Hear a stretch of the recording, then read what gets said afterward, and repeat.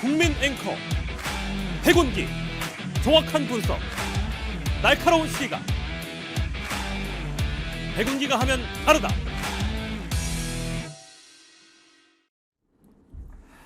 여러분 안녕하십니까, 백운기입니다. 국민의힘과 대통령실이 인요한 혁신위원장 때문에 아주 곤욕을 치르고 있습니다.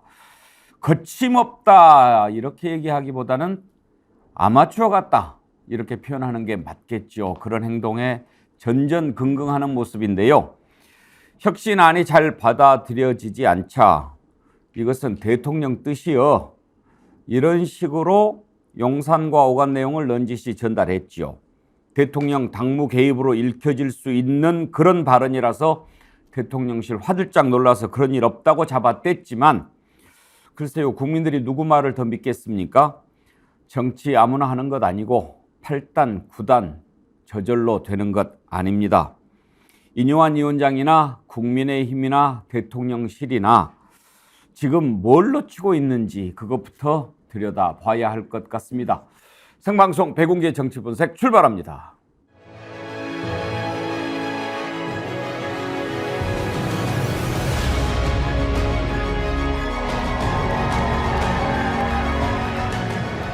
여러분 안녕하십니까, 백운기입니다. 박준영의 마키아벨리, 박시동의 경제 본색, 조정면의 뉴가 시작하겠습니다.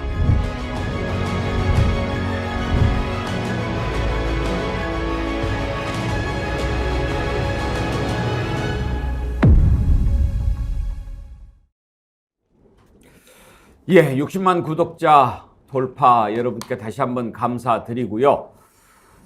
지금도 계속해서 구독자 수가 늘어나고 있습니다만 저희가 좀 빨리 100만, 120만 구독자 달성 바라고 있습니다. 스픽스를 위해서라기보다는 정말 우리 60만 정어리 대군이 정의와 상식의 대한민국을 만드는 큰일 하고 계시지 않습니까? 더 큰일 할 수 있게, 더 빨리 그 일 할 수 있게, 상식이 더 무너지기 전에 상식을 바로 세우는 일 한번 해보고 싶어서 여러분께 요청을 드립니다. 주말에 많이들 사람 만나시죠? 그러면 반드시 스픽스 구독 권유해 주십시오. 여러분들이 한 분이 한 분 구독해 준다, 그런 권유해 준다, 그렇게 마음을 잡수시면 120만 되지 않겠습니까? 그러면 저희들이 할 수 있는 일 많이 할 수 있습니다. 이정규님, 전 집사람이 화목토 투석하러 병원에 가는데 어제 백운기 정치본색 구독시키고 다시 보기라도 꼭 보라고 했습니다. 보더니 참 재미있게 방송한다고 하더라고요. 예, 재미만 있겠습니까? 이정규님, 제가 디어루시에서 나오는 클렌징 폼 선물 보내드릴 테니까요, 부인께 전해드리면서 건강하시라고 꼭 전해 주십시오. 그리고 행복님, 크리스마스 전에 100만 가보자. 예, 그렇게 하십시다. 크리스마스 전에 100만 구독자 만들어서 크리스마스 최고 선물 만들어 주시기를 바랍니다. 행복님께도 클렌징 폼 선물 드리도록 하겠습니다. 오늘 함께 하실 패널 소개하겠습니다. 안진걸 민생경제연구소 소장, 신인규 민심동행 창당준비위원장, 우리 이장님 오랜만에 나오셨습니다. 정치면 본색리 이장 정기환 스픽스 대표 어서 오십시오. 안녕하십니까. 네, 안녕하십니까. 우리 이장님 아까 화면에 보이니까 많은 분들이 정말 반갑다고 글을 많이 보내주셨는데요. 열심님 아마 오시기 전에 이런 글을 주신 것 같아요. 이장님 베트남에 너무 오래 계시는 거 아닙니까? 이렇게 보내셨고요. 이동원님, 이장님 나오셨네, 반가워하셨는데 얼마 만에 얼굴 보여주시는 거예요? 한 달 가까이 된 것 같습니다. 공사다망한 일이 좀 있어서 뭐 여러분들 못 뵀는데 오늘 또 이렇게 백운기 앵커님이 초청해 주셔서 너무 감사드리고요. 제가 바른교회 있을 때 여러분들과 똑같은 마음으로 대한민국 정치가 조금이라도 더 발전할 수 있도록 최선을 다하겠습니다. 안 나오시는 동안에 이장님 잡혀갔나요? 뭐 이런 글도 많이 올라왔어요. 실제로 경찰에 가서 조사는 좀 받았고요. 변호사 대동해가지고요. 뭐 때문에요? 장모 의원을 장제원? 예. 그래가지고 그게 생각보다 잘 마무리가 안 돼가지고요. 예. 뭐 경찰 단계에서 끝이 날지 아니면 기소가 되어서 재판을 할지 모르겠는데 뭐 내용은 이렇습니다. 그 국힘의 당 이제 사무처에서 지난 5년 동안 인재영입 명단을 뭐 누군가 가져가서 공천 작업을 하고 있는데 그 사람이 장제원 의원일 것이다라는 얘기를 제가 실제 당직자로부터 듣고 이 발언을 했습니다. 근데 그게 이제 허위사실 유포, 명예훼손이라 이래가지고요. 지금 조사를 받고 있는데 하여튼 열심히 싸워서 뭐 언론의 보도가 헌법에서 보장한 언론의 자유의 범위 안에서 허용되도록 열심히 제가 정리를 해보겠습니다. 어려운 시기입니다. 웬만하면 마음에 안 들면 그냥 가짜 뉴스라고 족치고 이렇게 해서 숨통을 조이는데 여러분들이 함께 해 주셔야 합니다. 참 암울한 시기인데 군사독재 정권 시절에도 경험해 보지 못했던 그런 일들 지금 일어나고 있지 않습니까? 우리 정의와 상식의 정어리대가 빨리 100만, 120만 돼야 하는 이유이기도 합니다.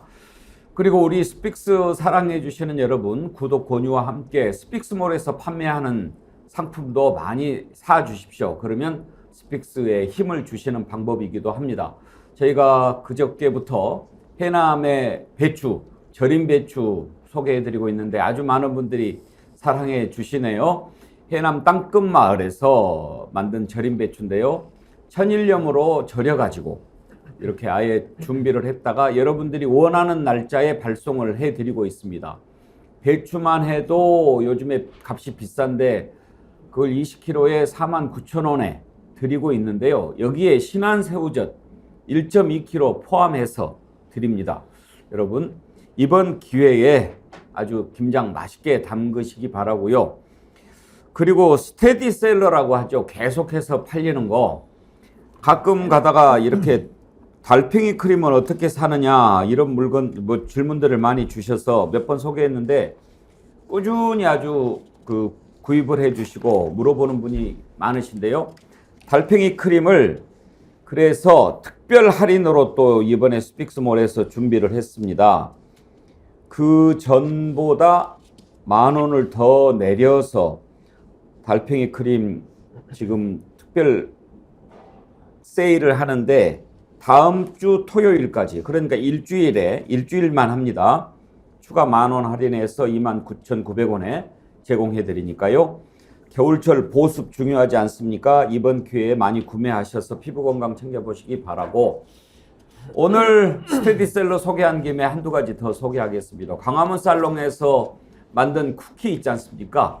이것도 여러분들 많이 사랑해 주시더라고요. 유기농 쿠키 세트 9가지 종류인데 광화문 살롱 빵은 정말 믿을만 합니다. 그리고 여기에서 만든 쿠키도 유기농이니까 믿고 드실만 하다 하는 것 말씀드리고 또 스테디셀러가 하나 있죠, 이장님? 예, 제가 좋아하는 건데요. 제가 예. 술 마실 때마다 숙취 해소에 반드시 먹고 있는 술편안이라는 제품입니다. 예. 이번에 출시를 했는데 출시 전에 한 2개월 정도는 임상 실험을 철저하게 거쳐서 예. 여기 나와 있는 안진걸 소장이 꾸준히 먹으면서 야 확실히 숙취 해소에는 1.5배 효과가 있구나 이런 거를 직접 경험하면서 여러분들께 추천해도 전혀 문제없는 숙취 해소제 술편안인데요.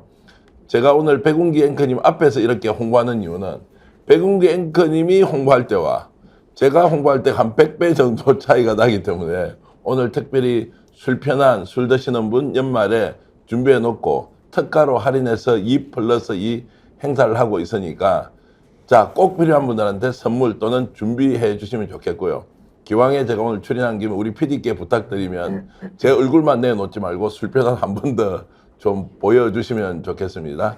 양성국님께서 상품 선전 그만 좀 하시죠. 그렇게 혼내셨는데 죄송합니다. 예. 예, 상품 선전은 그만하겠습니다. 그런데 저희들 도와주시는 방법이니까 말씀을 드리는 거고요. 제가 소개한다고 더 많이 사랑해 주시는 것보다는 제가 이렇게 판매하는 것들을 꼭 사용을 하거나 먹어보거나 그렇거든요. 그래서 자신 있게 추천을 하는 건데 제가 사실 술을 잘 못합니다. 그래서 술 편안은 먹어볼 일이 별로 없어서 드셔보신 분이 확실하게 소개를 하실 수 있으니까 우리 이장님한테 부탁을 드린 겁니다. 예. 그리고 제가 지금 이제 이동원님이나 열심님, 조미옥 선생님, 그리고 기다리 진실님 이렇게 응원의 글 많이 올려주시는데 비판이든 응원이든 감사 있게 받고 있고요. 특히 이현주 방장님께도 정말 오랜만에 이렇게 감사 인사드리면서 앵커님이 진행을 하시면 좋겠다 생각이 듭니다. 네. 달팽이 그림 좋아요. 스픽스 물건 너무 좋아요. 감귤, 편육, 낙지, 화장품, 참치 다 구입했네요. 써니님. 예. 좋은 제품 저희가 잘 구해서 이렇게 소개해 드리도록 하고 있으니까요. 스픽스몰 제품은 믿어도 된다 생각하시고 많이 구입해 주시면 여러분도 좋고 스픽스도 도움이 됩니다. 자, 오늘 매주 금요일은 심층 토론 하는데 이제 혁신위원회 하고 있는 국민의힘 이게 좀 삐걱거리지 않습니까? 이 내용 좀 깊이 들여다보면서 앞으로 총선 어떻게 될지 이걸 전망을 해보려고 하는데 그 전에 먼저 이 내용을 잠깐 좀 다뤄보고 가겠습니다. 살다 보니까 대통령 장모가 징역 사는 것을 또 보게 되는데요. 참 처음 보는 일들이 많이 일어납니다.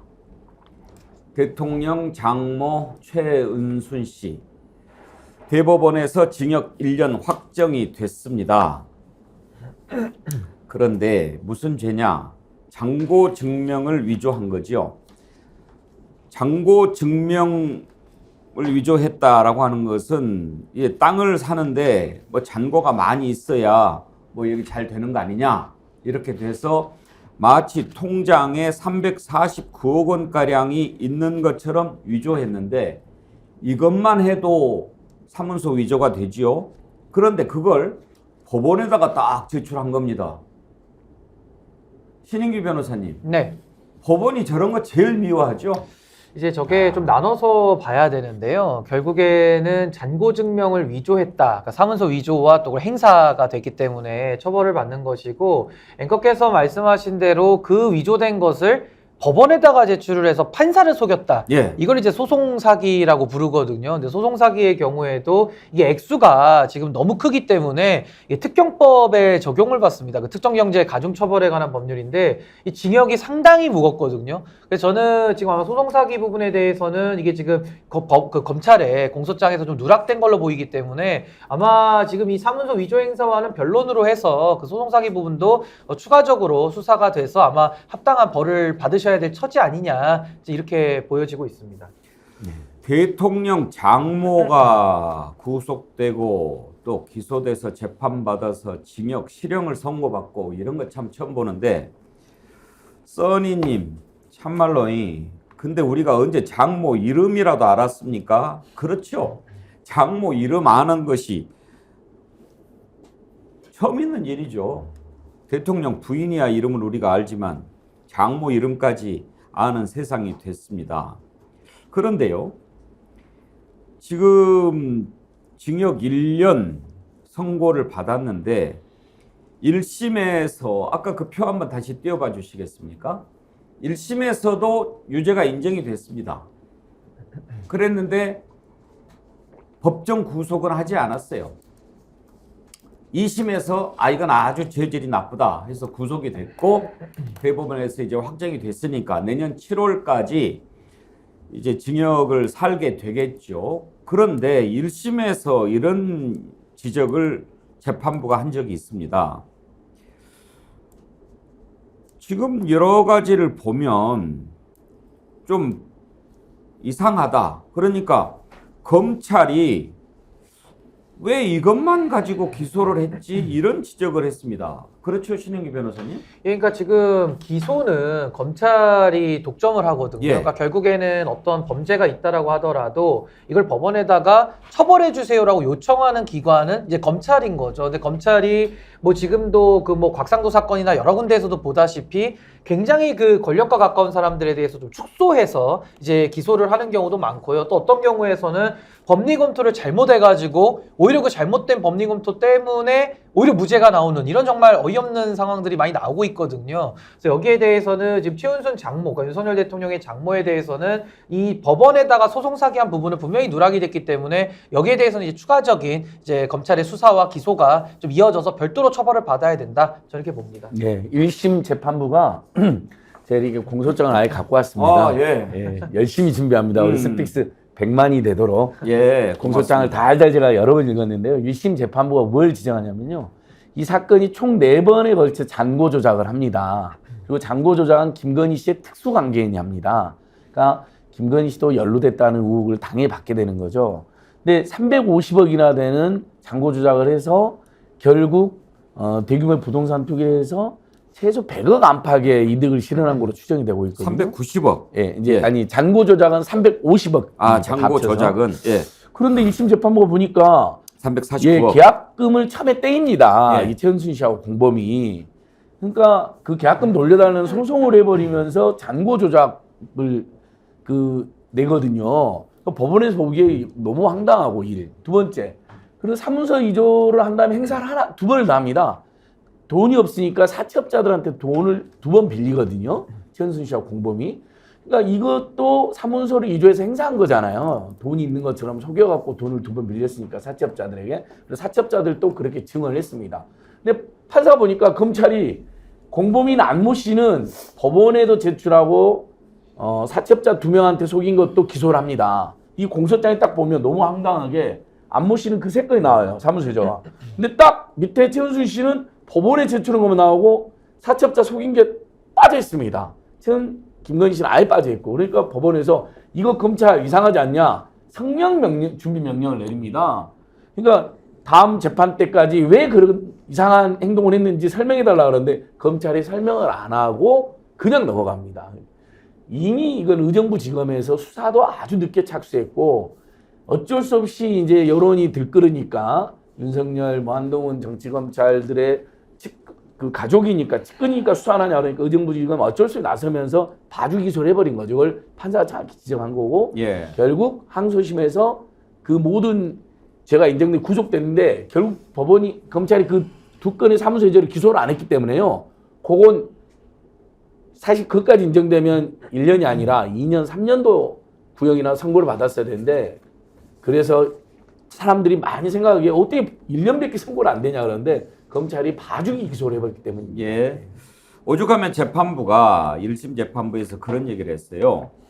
그러니까 동업자들 이렇게 다 구속되고 그러지 않았습니까? 네. 그랬는데 최은순이 아예 기소 대상에서 제외가 되니까 다소 의문이 있다. 그러한 판단 근거 이 법정에서 관련자의 증언이 있은 후에도 별다른 조치를 취한 것이 없다면 그 이유가 무엇인지 등을 상세히 밝히시기 바란다. 이런 요구를 했는데 이장님. 네. 있는지 없는지 탈탈 털어서 아주 거꾸로 뒤집어서 동전 다 털어내는 것이 검찰 아닙니까 수사가. 그런데 재판부에서 야 그렇게 기소한 것은 조금 너무 저기한 거 아니야 이런 얘기까지 할 정도인데 그런 경우가 있습니까? 저는 본 적이 없고요.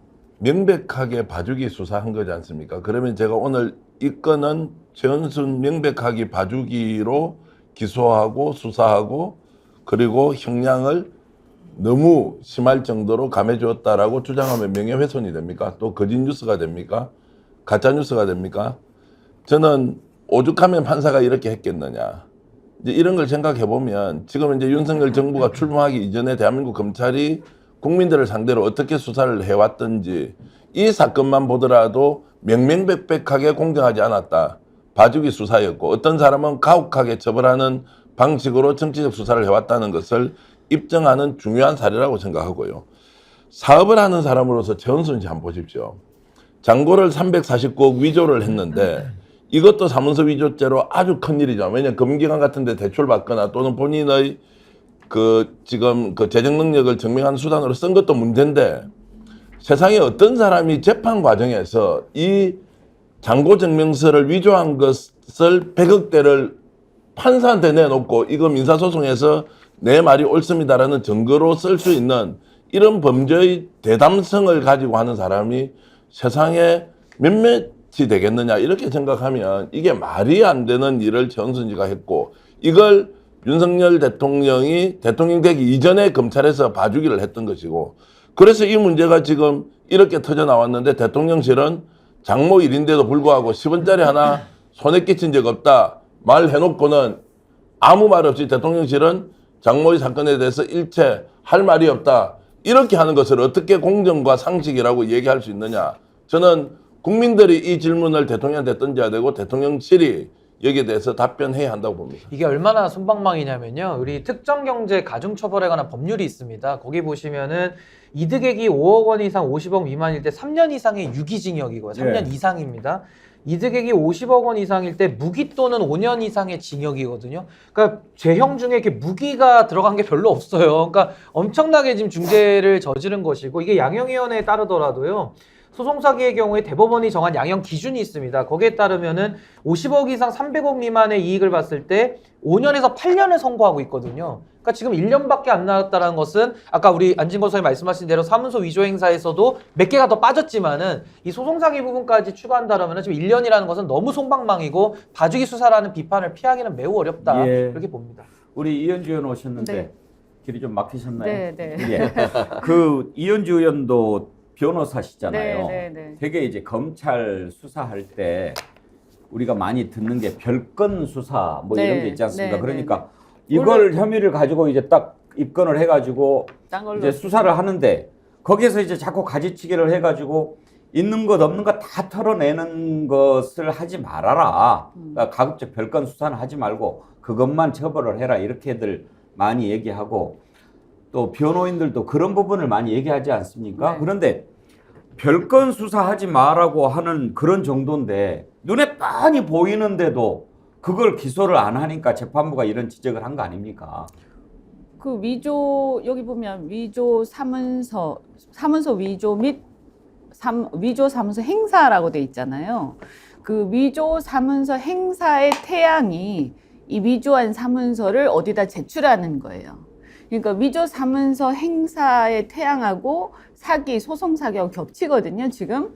그런데 그 사문서 행사, 그러니까 위조 및 행사는 기소를 하고 소송 사기는 기소를 안 한 것은 명백하게 이건 잘못된 거고요. 저는 지금이라도 추가 기소를 해야 된다라고 생각을 하고요. 소송 사기를 왜 심각하게 보냐 하면 아까 신 변호사 얘기하셨지만 이게 만약에 말이죠. 모든 사람들이 법원에다가 막 위조한 문서들을 자꾸 증거로 제출하기 시작하면요.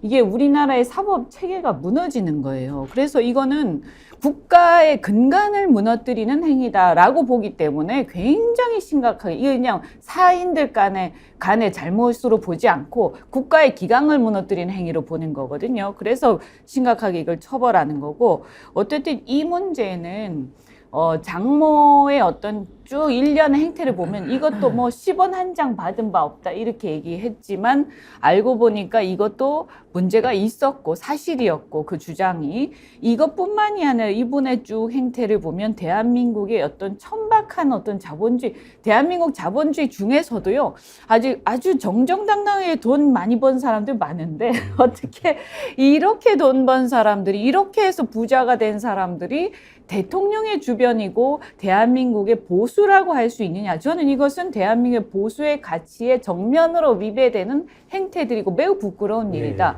그래서 이 문제는요. 저는 대통령께서 그때 10원 한 장 하면서 오히려 막 뻔뻔하게 사람들한테 화를 내셨잖아요. 여기에 대해서 사과하고 해명하셔야 된다라고 보고 앞으로 대통령이 공정과 상식이라는 그 기치를 내걸고 당선되셨어요. 우리 국민들이 윤 대통령이 검찰 출신이고 평생을 검찰에만 있어서 국정 운영 능력이 부족하고 그 다음에 이게 검찰 정권으로 갈 수도 있고 이런 우려가 있음에도 불구하고 이분을 지지했던 사람들은 뭐였냐. 그래도 적어도 공정과 상식을 내세우니까 그건 하겠지라고 했는데 만약에 이제 이게 무너지면 저는 대통령의 정권의 기반이 무너진다. 그래서 이 장모 건뿐만이 아니라 이 소송 사기뿐만이 아니라 지금 앞으로 예정되어 있는 그 부인 그러니까 김건희 여사에 대한 특검을 비롯해서 자기 주변에 대한 사법적 처리에 대해서 한치도 흔들림이 없이 전부 다 의연하게 이것을 다 수용하셔야 된다라는 생각이 듭니다. 결론은 죄질에 비해서 지금 벌이 너무 가벼운 것 아니냐 하는 거거든요. 그런데 1심 재판할 때가 2022년 2월이에요. 이때는 대통령 되기 전이잖아요. 오히려 지금 검찰총장 하고 있을 때 여러 가지 수사가 이루어진 거 아닙니까? 네. 재판이 이때 됐다면. 그러면 이제 기소를 했던 시점이 윤석열 검찰총장 시절 아니겠습니까? 그러면 이게 아무런 영향을 안 받았을까? 상식적으로 어떻습니까, 신은기 변호사님? 그 검찰이라는 조직의 특수성이 뭐 상명하복이 많이 없어졌다고 하더라도 여전히 지휘체계, 그러니까 쉽게 말하면 민간에 있는 군대나 이제 경찰 비슷하게 구조가 돼 있는 거거든요. 물론 계급장은 없습니다만은 아직도 검사 그 동일체라는 원칙 자체가 살아있기 때문에 이 검찰 조직에서 검찰의 최고 책임자라고 하는 수사의 총괄자라고 하는 그 검찰총장에 대한 수사, 그리고 그 검찰총장의 이제 가까운 친척이죠. 그 장모라고 그러면 거의 뭐 가족이라고 볼 수 있는데, 당연히 여기에 대한 수사를 하위 검사들이 눈치를 안 보고 할 수 있었다라는 게 오히려 더 이상하지 않습니까? 그래서 저는 지금 윤석열 대통령은 검찰총장이 정치인이 되면서 대통령이 된 거 이 자체도 문제지만은 그 과정 속에서 국민들을 상대로 우리 장모가 1원 한 장이라도 받은 게 있냐, 억울하다라고 하면서 결과적으로 대법원의 확정 판결을 기준으로 보면은 거짓말을 하신 셈이 되거든요. 몰랐다라고 한다면은 알아보겠다 이렇게 얘기를 해야 되는데 10원 한 장 받은 적이 없는데 왜 우리를 음해하느냐라고 이야기를 강하게 하셨기 때문에 그 이야기는 대통령께서 후보 시절에는 국민들을 속인 걸로 볼 수밖에 없는 겁니다. 그렇다면은 지금이라도 속죄하고 국민들 앞에 사과를 해야 될 일이고요. 이 범죄에 대해서는 묻어줄 수가 없지 않습니까? 그렇다고 한다면은 당장 지금이라도 검찰이든 어디든 간에 지금 뭐 특검을 하든지 간에 이 부분에 대해서는 명명백백하게 밝혀야 된다. 근데 민생경제연구소에서 아마 이 부분에 대해서 추가 고발을 하신 걸로 알고 있기 때문에 아마 경찰이 이제 더 이상은 뭉개기는 어려울 것이다. 이렇게 봅니다. 예, 그러니까 이건 제가 정말 공부를 많이 했는데요. 주가 조작보다 또는 못지않게 심각한 사건입니다. 그러면 이 땅을 살 때, 성남시 도촌동 땅을 살 때 들인 돈이 한 40억쯤 되거든요. 예. 그럼 최은순 씨하고 김건희 여사 들인 돈은 얼마냐면요. 1억입니다. 1억. 딱 1억으로 잔고 조작을 해가지고 돈이 많은 것처럼 사채업자들한테 돈을 빌려가지고 결국 40억대 땅을 사고 그 과정에서 처음에 돈을 조달 못해가지고 계약금을 떼니까 정말 이현주 의원이 말한 것처럼 법원에 100억의 돈이 있다라고 속여갖고 계약금 돌려달라고 소송을 한 사람들입니다. 그러니까 사기 아닙니까? 소송 사기, 중에도 소송 사기. 근데 왜 사기죄를 적용을 안 그걸- 하냐? 아니, 그러니까 지금 빠진 거죠. 소송 사기죄가 문제가 빠져버렸습니다. 있었던 거죠. 그러니까 이게. 사기도요, 죄질이 여러 개가 있잖아요. 그 중에 판사를 속인다라는 거는 소송사기라고 해서 그러니까 죄질이 제일 나쁜 예. 사기인 겁니다. 그러니까 속여서는 안 되는 사람을 속인 아니, 거예요. 그러니까 법을 잘 모르는 일반인도 야 그거 사기 아니야 이렇게 생각하고 법을 잘 아는 분들은 그러니까- 소송 사기다라고 그러니까 하는데 그걸 이 적용을 안 하냐 가짜 이거. 문서를 제출해서 가짜 문서를 법원에 제출하면요 무조건 그거는 사기예요. 그래서 위조 사문서 행사 및 소송 사기 그렇죠. 동시에 되는 거예요. 이게 그 네. 행사가 바로 사기인 거예요. 그 행사가. 그런데 이상하게 이번에는 이 위조 및 행사는 기소했는데 사기죄가 빠진 거예요. 예. 그러니까 이거는 검찰의 책임이 있는 거예요. 이거 수사 과정과 그러니까 이게 기소 과정에서. 왜 이렇게 돼버렸냐면요. 원래 검찰은 수사를 안 하려고 그랬습니다. 끝까지. 왜냐하면 윤석열 검찰총장이 당시에 도촌동 사건 문건까지 만들어서 대응을 했어요. 대검 비서들을 동원해가지고. 그러니까 검찰을 사회하고 공권력 남용했는데 의정부 지검이거든요, 이게. 근데 당시 지검장이 박순철이라는 사람인데 윤석열 한동훈 아니었습니다. 끝까지 버텼는데 당시에 뭐 여론도 그렇고 추미애도 그렇고 다 나서서 수사를 하니까 겨우겨우 수사해서 딱 보니까 이건 소송 사기인데 이건 만약에 기소를 하면 징역 10년 안팎이 나올 무서운 죄가 되거든요. 또 사채업자들한테 속여갖고 사무소 이자 행사한 것까지 넣으면 10몇 년이 나올 수도 있으니까. 그 대검에서 대응했다는 게 예, 이 문건도 그 있습니다. 손준성 검사하고 그 라인에서 고발 사주도 있고요. 그게 그것도 도촌동 있었군요. 사건도 있었습니다. 의료법 위반 그러니까 사건도 그 자체도 있었고요. 아주 직권남용이네요. 그렇죠. 자기 사조인 건데. 그래서 이제 감찰하니까 또 감찰도 방해했으니까 이게 여러 연루돼 있는데 이제 제가 마무리하면요. 결국 1억 들여가지고 40억 돈을 마련해 도촌동 땅을 사들이고 그것을 100억이 넘게 팔아서 최소 수익이 50억 이상이 난 사건으로 많게는 100억으로도 추산되는 사건입니다. 그 과정에서 최은순 씨만 봐주게 한 게 아니고 그럼 이 잔고 조작은 실제 누가 했냐면 김혜성이라는 사람이 있는데 최은순 씨가 직접 잔고 조작을 못 하잖아요. 영화 기생충에도 아들이 하는 것처럼 김건희 씨가 데려온 김혜성 씨라는 사람이 금융회사 출신이고 김건희 씨의 회사 커버나 컨텐츠 감사까지 한 사람이거든요. 이 사람이 내 거를 잔고를 조작합니다. 그러면 내가 검찰이면 당연히 김건희 씨도 공범이잖아요. 근데 아예 수사를 안 해버린 겁니다. 그리고 그 최은순 씨의 공범인 안모 씨는 진직 구속돼 있었는데 그 사람이 접대가 필요하다 해서 1,500만 원을 달라 그러니까 그 1,500만 원 직접 준 사람이 최은순 씨가 아닙니다. 김건희 여사가 자기 통장으로 줍니다. 그게 다 기록이 남아 있습니다. 소장님이 아주 근데 제가 여기서 중요한 거 하나만 좀 짚어드리고 싶은데요. 결국에는 그럼 어떻게 이게 대담한 짓을 할 수 있느냐. 그러니까 소송 과정에 제출하고 또 그 과정부터 위조한 시점이 2013년이거든요. 근데 김건희 여사가 윤석열 대통령과 결혼한 게 2012년도예요. 그러니까 쉽게 말하면 최은순 장모 입장에서는 사위가 검사라는 거죠. 그러니까 굉장히 자기들은 범죄를 저질러도 검찰 라인을 통해서 다 덮을 수 있다라는 그런 오만함이 깔려 있어서 아마 이렇게 했다라고 보여지고요. 그러니까 결혼 이유입니다. 윤석열 대통령이 아무리 몰랐다래도 이미 장모 입장에서는 우리 사위가 검사라는 것을 알고서 지금 한 거기 때문에 그런 걸 추단해 볼 수 있고, 이것이 저도 이제 죄질 중에 가장 나쁘다고 보는 것이 결국 법관을 속여가지고 유리한 판결을 거짓으로 얻어냈다. 이것이 가장 비판의 포인트인데 검찰 과정에서 그 공소장이 빠진 거죠. 그건 문제 제기를 해야 됩니다. 뭐 검사 장모면은 죄를 짓고 막 남들한테 피해를 줘도 되는 겁니까? 그런데 이런 일들이 국회에서 논란이 된 적이 있습니다.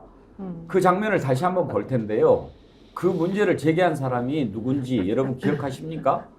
다름 아닌 윤핵관 중에 윤핵관 장제원 의원입니다. 장제원 의원이 그 문제를 지적하니까 막 성질내고 막 그런 장면 여러분 기억나실 텐데 다시 한번 좀 볼까요? 검찰총장 피해자 9분이 저를 찾아오셔가지고 장모로부터 사기를 당해서 30억을 띄었다.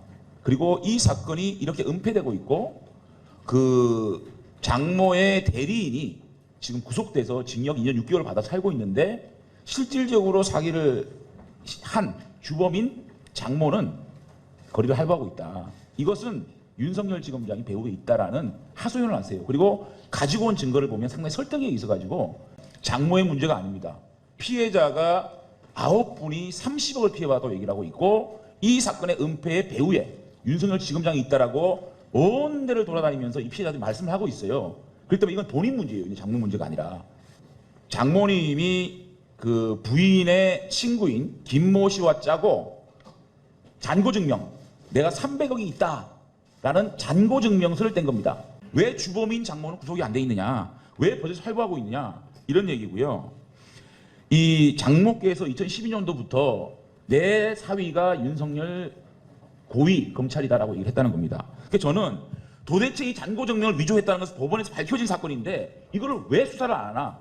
도대체 납득이 안 된다. 그래서 그 배후에 윤석열 지검장이 있다. 아니 제가 관련이 되어 있다는 뭐 증거가 있습니까? 아니 그럼 피해자가 고소를 하면 될 거 아니겠습니까? 어? 아니 아무리 국감장이지만 너무하신 거 아닙니까? 자, 저렇게 이제 발끈하고 화를 내는 모습을 우리가 기억을 합니다. 저게 2018년에 법사위 국감이니까 이장님 서울중앙지검장 때 지금 이제 일이에요. 네.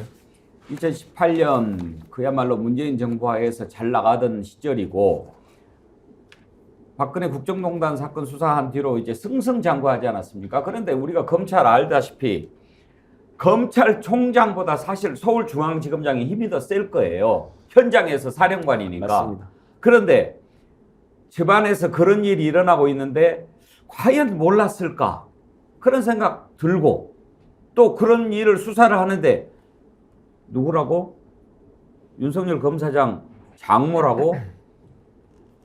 누가 수사하려고 하겠습니까? 저는 그 당시 야당 국회의원인 장제원 의원이 저 문제 제기를 할 수는 있었다. 왜냐하면 돈과 관련돼서는 이해 당사자의 말을 끝까지 들어봐야 되니까 문제 제기를 할 수 있었다고 생각했고, 그런데 윤석열 당시 중앙지검장이 저 답변이 있지 않습니까? 그 증거가 있습니까? 내가 개입한 거? 아니 있으면 고발 고소하시면 되는 거 아닙니까? 이 말 할 때는 저분이 갖고 있는 상징성이 대한민국 정의의 상징이다. 공정과 상식을 지키기 위해서 권력의 부패, 권력의 부당한 행사를 이 사람이 척결한 사람인데 그 사람의 입에서 아니 증거가 있습니까? 이렇게 얘기를 해버리니까 아 윤석열 역시 저 사람은 저렇게 할 사람이 아니구나라고 저도 그 당시에 착오와 착각을 했는데 지금 와서 보니까 와 저렇게 대답을 할 수 있는 사람이 윤석열 대통령이었다. 그러면 지금 윤석열 대통령이 10원짜리 하나 받은 거 없습니다라고 하는 그 말의 진심이 담겨 있는 것처럼 느끼지 않습니까? 아 이것도 다시 뒤집어서 봐야 한다. 윤석열 대통령의 발언 하나하나는 겉으로 보이는 것과 속이 다를 수도 있다. 이런 전제로 우리가 재확인이 필요하다. 이런 생각을 하고 있습니다. 현직 대통령 장모가 이렇게 벌을 받고 징역을 살게 되는 듣도 보도 못한 일이 일어났는데 대통령실 입장을 물었더니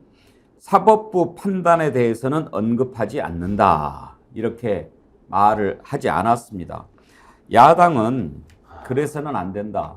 대통령, 대국민 사과를 해야 된다. 윤 대통령은 대선 후보 시절 최 씨에 대해서 10원 한 장 피해준 적 없는 분이고 사기를 당한 피해자라고 외치고 다녔다. 지난 7월 항소심에서 유죄 판결이 나온 이후 윤 대통령은 계속 침묵을 지켜왔다. 이제 윤 대통령이 답할 차례다. 윤 대통령은 당장 장모 최 씨의 유죄 판결 확정에 대해 국민 앞에 사과하라. 강선우 대변인이 이렇게 논평을 냈는데 안진걸 소장, 예. 사과해야 된다고 보십니까? 사과 정도가 아니라 석고대죄를 해야 될 정도 심각한 사입니다. 그냥 10원 한 장 펴준 적이 없다고 한 말뿐만 아니라 관훈클럽이면 우리나라에서 가장 실력 있고 인정받는 중견 언론인들과의 토론에서요. 내 장모가 50억 사기를 당한 피해자라고. 완전히 이건 정말 선거법상 허위사실유포를 떠나가지고 인간적으로 할 수 없는 거짓말을 했습니다. 그 장재원 말한 피해자들이 저렇게 있었고 그 사채업자들이 법정에서 어떻게 증언하냐면요. 최은순 씨가 사문서 위조를 해가지고 행사를 해가지고 자기들이 돈을 빌려줬다고 증언하면서 최은순 씨가 사무실에 안 들어오더래요. 안 들어온 이유가 내 사이가 고위검사여서 내가 직접은 안 들어온다고 바로 앞에 있더라고. 이 증언까지 남아 있습니다.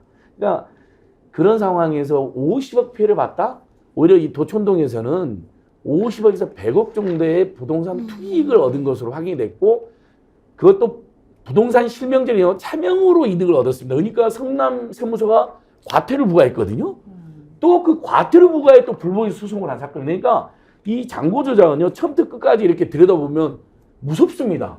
와, 어떻게 이런 짓을 저지를 수 있을까? 그리고 검사가 사기면 더 법을 잘 지키려고 보통 노력하잖아요. 오히려 그걸 악용한 사건이니까 더 무섭고 다시 한번 마무리되면 김건희 여사가 깊숙이 입됐는데 수사나 소환조차 되지 않고 장고 조작 그러면 장모가 혼자 저지른 사건을 사람들이 기억하고 있다는 거죠. 이게 더 기가 막힙니다. 그렇죠, 맞아. 김건희 여사가 지인을 데리고 와서 4건의 장고 조작을 했고 공범한테 1,500만이나 되는 접대비를 보내줬다니까요. 본인 통장으로. 통장 입출금 기록까지 남아있다니까. 근데 그걸 수사를 안 한 사건이니 얼마나 심각합니까? 지금이라도 윤석열 대통령 사과해야죠. 석고대죄 해야죠. 진학열 씨, 백운기 씨 입은 비틀어줘도 말은 바로 해야지.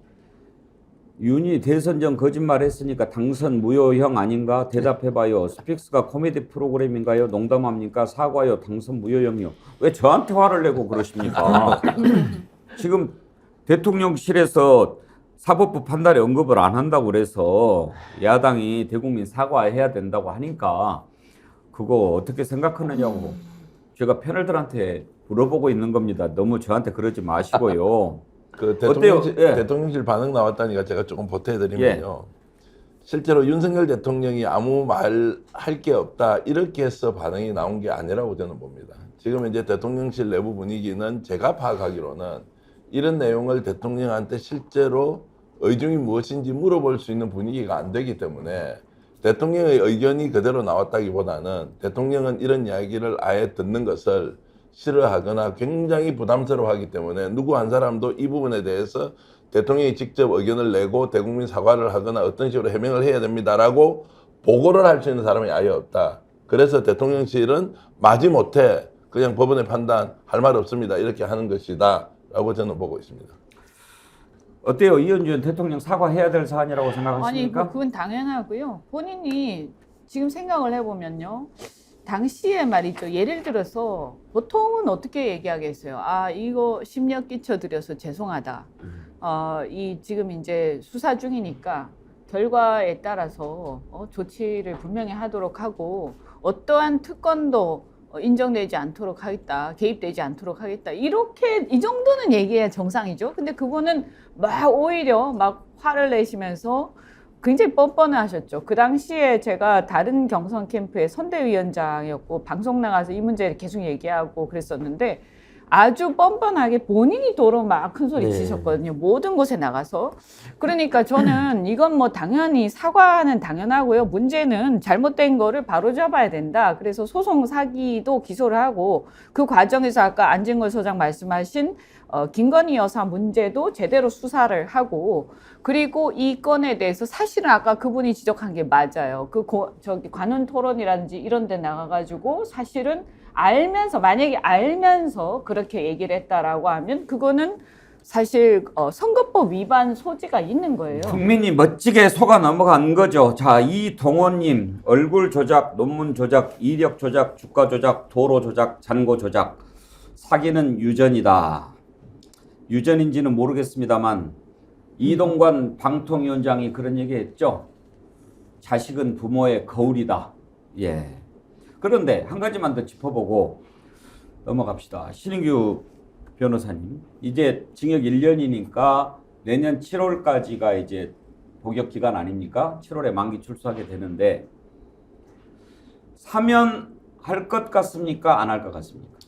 뭐 우선은 윤석열 대통령은 사면권이라는 것이 자기 개인의 권리인 것처럼 착각하시는 분이기 때문에 뭐 사면한다는 것은 뭐 상정할 수 없는 민주주의 국가에서 일이지만은 뭐 가능성은 배제할 수는 없죠. 근데 저는 무엇보다도 대통령실이 법원의 판결에 대해서 아무 말도 하지 않겠다. 이게 참 내로남불 모순적인 거거든요. 그렇다면은 김태우 청장 대법원 판결에 대해서도 똑같이 존중하고 가만히 입을 다물고 있어야 되는데 그때는 뭐 판사가 어떠니 김명수 체제가 어떠니 그렇게 떠들어 제끼던 분들 게다가 강제동원 판결 무시하고 일본과 가서 협상하고 올 때는 그렇게 사법부 판결을 무시하면서 이제는 존중한다라는 명분으로 장모에 대해서 입장을 안 밝히는 거죠. 이것은 거꾸로 됐다. 그러면은 윤석열 대통령은 지금 이 장모의 구속 문제는 본인 당사자의 일이거든요. 게다가 지금 뭐 그 양평의 땅 문제도 김건희 여사 문제가 아니라 본인 문제인 거예요. 그래서 여기에 대해서는 사법부 결정은 당연히 존중해서 입을 다물고 있어야 되는데 그건 좀 통일되게 했으면 좋겠고 본인 문제에 대해서는 국민들이 물으면 답할 의무가 있다. 전 답을 하셔야 된다 이렇게 봅니다. 정의원 대표 사면권 행사 어떻게 전망하십니까? 제가 질문하자마자 갑자기 피식 웃어버렸습니다. 야, 그게 가능하겠나? 아니지. 이런 사람들은 그렇게 할 수도 있겠지. 이런 생각이 들어서 그냥 헛웃음이 나왔는데요. 저는 할 거라고 봅니다. 네. 네. 야, 그러면 정말 상상 못하는 일이 매일 벌어지고 있는데 이제는 초상상의 영역에서 자, 이렇게 됐으니까 고령인 이유로 건강상 이유로 사면해야 되겠다. 야, 이것은 사법농단이 아니고요. 사법의 사유하고요. 국정의 사유하고요. 사실 대통령으로서의 자격이 단 0.1도 없는 행위다. 만약 이것을 추진한다는 말이 나오는 순간 여기서는 국민들이 무슨 탄핵권이다. 뭐 국회에서 나선다. 이게 아닙니다. 이것은 나라를 뒤집어야 될 만큼 중대한 범죄를 국민들에게 정말 흉악하게 하는 행동이다. 이렇게. 프레지던시, 예. 대통령직이라고 하는 그 프레지던시에 대한 인식이 없는데 사면권에 대한 인식이 과연 있을까? 이것을 저는 첫 번째로 의심하는 거고요. 아마 총선 전에는 사면하지 않을 거예요. 이게 이제 선거에 너무 영향을 나쁘게 미치니까 크리스마스 3.1절은 안 되고 제가 예상컨대는 아마 지금까지 우리가 듣도 보도 못한 어버이날 사면이라든지 또는 뭐 그 전에 또 가족의 달 사면이라든지 뭐 이런 거 뭐 그럴 수는 있죠. 그러면서 70세 이상 저 어버이들 전보다? 이렇게 그 옥살이 하는 것은 나라를 위해서 바람직하지 않다. 뭐 이렇게 할 수도 있는 거고. 근데 현실적으로 사면이라는 것이 물론 저도 비현실적인 소설 같은 일들이 일어나니까 뭐 저도 아까 조심스럽게 얘기했지만은 이게 한동훈 장관이 결국 특별 사면은 안을 짜야 되거든요. 그러니까 만약에 최은순 씨에 대해서 사면에 사자만 나오더라도 아마 한동훈 장관은 그걸로써 아마 직을 물러나야 될 겁니다. 그리고 한동훈 장관이 뭐 법무장관직을 언제까지 할지는 모르겠습니다만은 그 법무부 장관의 상신 자체가 이건 불가능한 일일 거기 때문에 아마 움직임만 있어도 이건 국민들이 전체가 다 일어나서 저항하지 않을까 저 그렇게 봅니다. 사면할까요, 안 할까요? 충분히 저는 사면을 시도할 거라 봅니다. 어떤 명분이나 또는 어떤 조작을 해서라도요.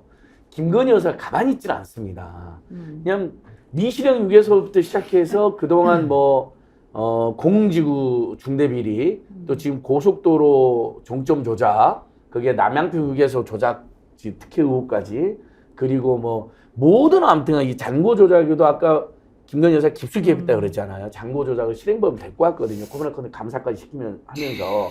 근데 그런 상황에서 김건희 여사가 사실상 부의원 이번에 미국 가서도 보니까 다 김건희 여사 중심의 사진이 지금 올라와 있던데 부의원으로서 아니 당신이 이호진이도 사면해내주고 문제 많았던 지금 경찰이 수사하고 있잖아요. 사면하자마자 태광그룹 회장 온세훈도 가석방 규정을 바꾸면서까지 가석을 시켜주고 희대에 지금 문제가 있다는 김태호도 사면했는데 우리 엄마는 당신이 검사 힘들 때 온갖 후원과 응원 아끼지 않았던 우리 엄마는 왜 사면 안 시켰냐고 난리 피지 않겠습니까? 저는 최소한의 공적 마인드가 없는 집단이기 때문에 분명히 어떤 식으로 사면을 시도하고 강행하려고 할 거다. 그런데 진짜 신규변호사 말했잖아요. 국민들이 절대 가만히 있지 않을 것이다. 저는 사면 안 할 거라고 생각하시는 분들 참 존경합니다. 아직도 상식적으로 이 정부를 판단하고 그렇게 하시는 인내, 희망, 기대 그런 걸 갖고 계시다니 정말 존경의 염을 금할 수가 없습니다. 근데 아마 이게 연말에 그 12월 달에 특검 국면이 있지 않습니까? 근데 이제 김건희 여사 특검이라든지 50억 클럽도 사실은 그 부산저축은행 사건 본인에 대한 문제가 같이 들어가 있거든요. 그래서 이 건에 대한 거부권 행사가 이슈가 되면서 지금 현재 보면 장모 또 다른 범죄 문제 의혹이라든가 그다음에 천안 문제가 또 있어요. 예. 천안 문제가 이런 게 같이 이슈화가 될 거고요. 아마 그 특검 할 때 이것도 같이 하자 이런 얘기들이 막 쏟아져 나오면서 제가 볼 때는 사면을 하고 싶겠지만 사면이 문제가 아니라 추가적인 가족 비리라든가 이런 게 큰 게이트가 되어서 12월 1월 달에 전국을 흔들 가능성이 굉장히 높다. 그래서 이게 무슨 사면하고 그런 거를 뭐 본인 시도를 할 거예요. 그런데 그걸 할 수 있는 상황이 전혀 아닐 것이다라고 생각이 됩니다. 사면할 거라고 보는 의견들도 많이 올라오네요. 초파일 날 할 거다. 뭐 성탄절 날 할 거다. 석탄일까지. 그러면서 경로 우대 대사면 뭐 이런 거 의견도 나오고요. 햇들날님 저도 사면할 거라고 봅니다. 이 정권은 상식이나 양심, 염치라는 게 없는 정권이거든요. 이분은 아이디를 이렇게 쓰시면 저한테 어떻게 읽으라고 G3VJP1HQ3FG 내용이 좋아서 제가 읽어드렸습니다. 윤서방 잘 부탁하네. 그렇게 멋있어요. 자, 이 정도 하십시다. 사면할지 안 할지 한번 보겠습니다만은 어제 저는 장성철 소장하고 내기했습니다. 사면할 거다 안 할 거다. 거기까지 못 갈 걸. 21도 한라사님이 슈퍼챗 또 문자와 함께 보내주셨는데요. 11,280원 보내주셨어요. 무슨 뜻일까요? 여기는 수원 11시 28분 첫눈 와요.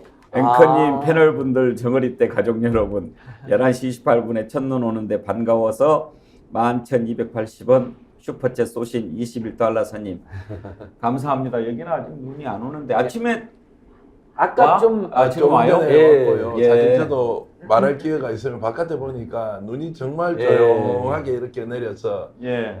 저게 희망의 눈이면 좋겠다 이런 생각을 했고요. 앵커님 눈 보이네요. 앵커님 배경에서 눈이 아까 소박하게 내렸습니다. 예. 좋았습니다. 아주 보기 좋았습니다. 감사합니다. 이렇게 첫눈 소식 전해주신 한라사님 감사합니다.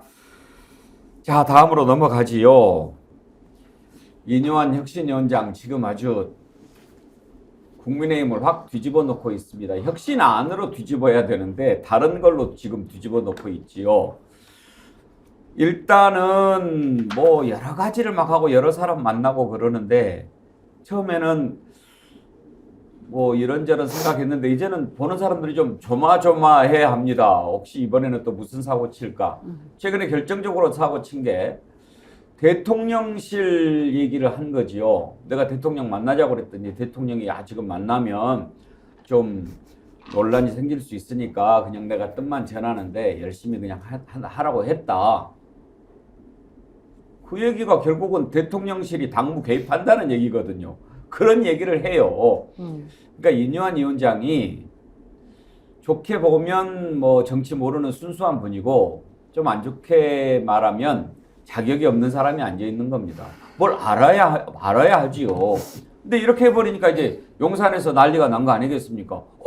그런 얘기 한 적 없어. 이거 대통령실 끌어들이지 마. 그래도 이미 해버렸는데 어떻게 하겠습니까? 그 얘기 한번 들어볼까요?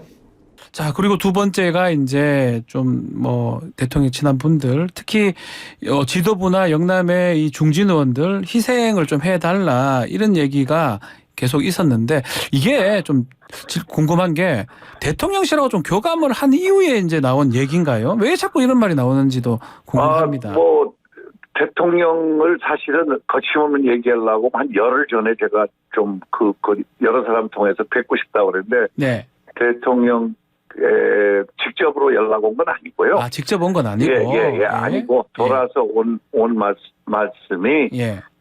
만남은 오해 소지가 너무 크다. 음흠. 그래서 그냥 지금 하고 있는 거를 그냥 소신껏 생각껏 맡아서 임무를 좀 끝까지 그렇게 우리 당과 우리가 필요한 거를 그냥 거침없이 해라. 아. 이런 신호가 와서요. 아, 만나는 거는 모르지만 거침없이 혁신안은 좀 해달라 이 말씀을 드리신가요? 예. 지적할 것 지적하고 예. 뭐 아주 긍정적으로 그거를 개입을 하지 않겠다. 아하. 전혀.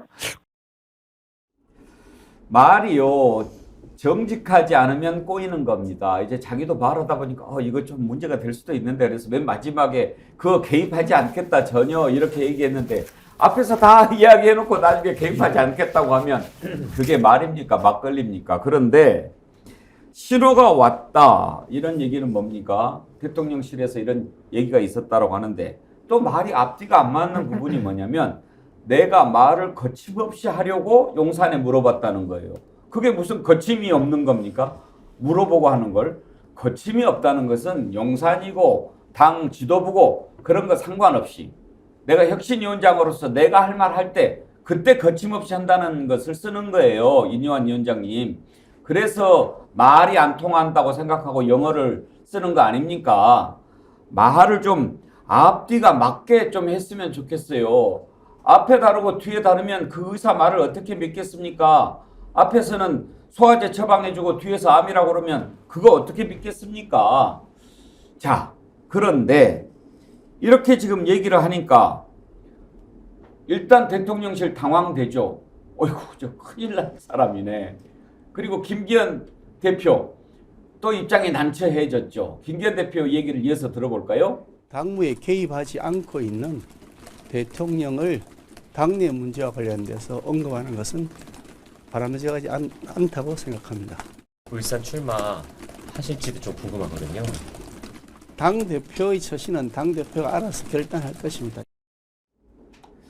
지금 이제 상당히 뭐 씹은 표정이란 말이에요. 지금 대상자들이 몇몇 있죠. 일단 영남 중진 대통령 측근 해당되는 사람들 주호영 전 원내대표가 맨 먼저 나는 대구에서 끝낼 거야. 더 이상 얘기 꺼내지 마. 장제원 의원 내 힘을 보여주겠어. 버스 92대? 92대 동원하고 그 다음에 교회에서 간증 형식으로 권력의 탄압을 받아도 나는 뭐 맞서 싸운다 이야기하고 김기현 대표 뭐야 나만 가만히 있으면 나는 진짜 바보 되는 거 아니야? 짜증나게 내가 알아서 할 거야 이렇게 이야기를 했는데 정기현 대표 오래 갈 거라고 생각은 안 했지만 너무 좀 빨리 온 거 아니에요? 당 쪽에서 보면요. 국민의힘 쪽에서 보면 이제 산통 깨지는 거고요. 더 중요한 것은 대통령실 윤석열 대통령 쪽에서 보면 이제 레임덕이 노골화되고 있다. 이게 가장 중요한 포인트인 것 같습니다. 이뇨한 위원장을 보냈던 것이 혁신이 아니라 강서구청장 보궐선거에 어떻게 하면은 민심을 조금 달래느냐라고 해서 김기현 대표가 심은 것 같았지만 나중에 알고 보니까 대통령실 오다였구나. 그래서 두 사람은 근본적으로 손을 잡고 갈 수가 없는 상황이었고 오래 가지 않아서 그런 상황들이 노출되었고 김기현 대표 저항을 했고 이뇨한 위원장은 대통령실을 팔았고 이러면서 어제까지는 완전히 깨질 것 같았는데 희한한 일이 또 벌어졌습니다.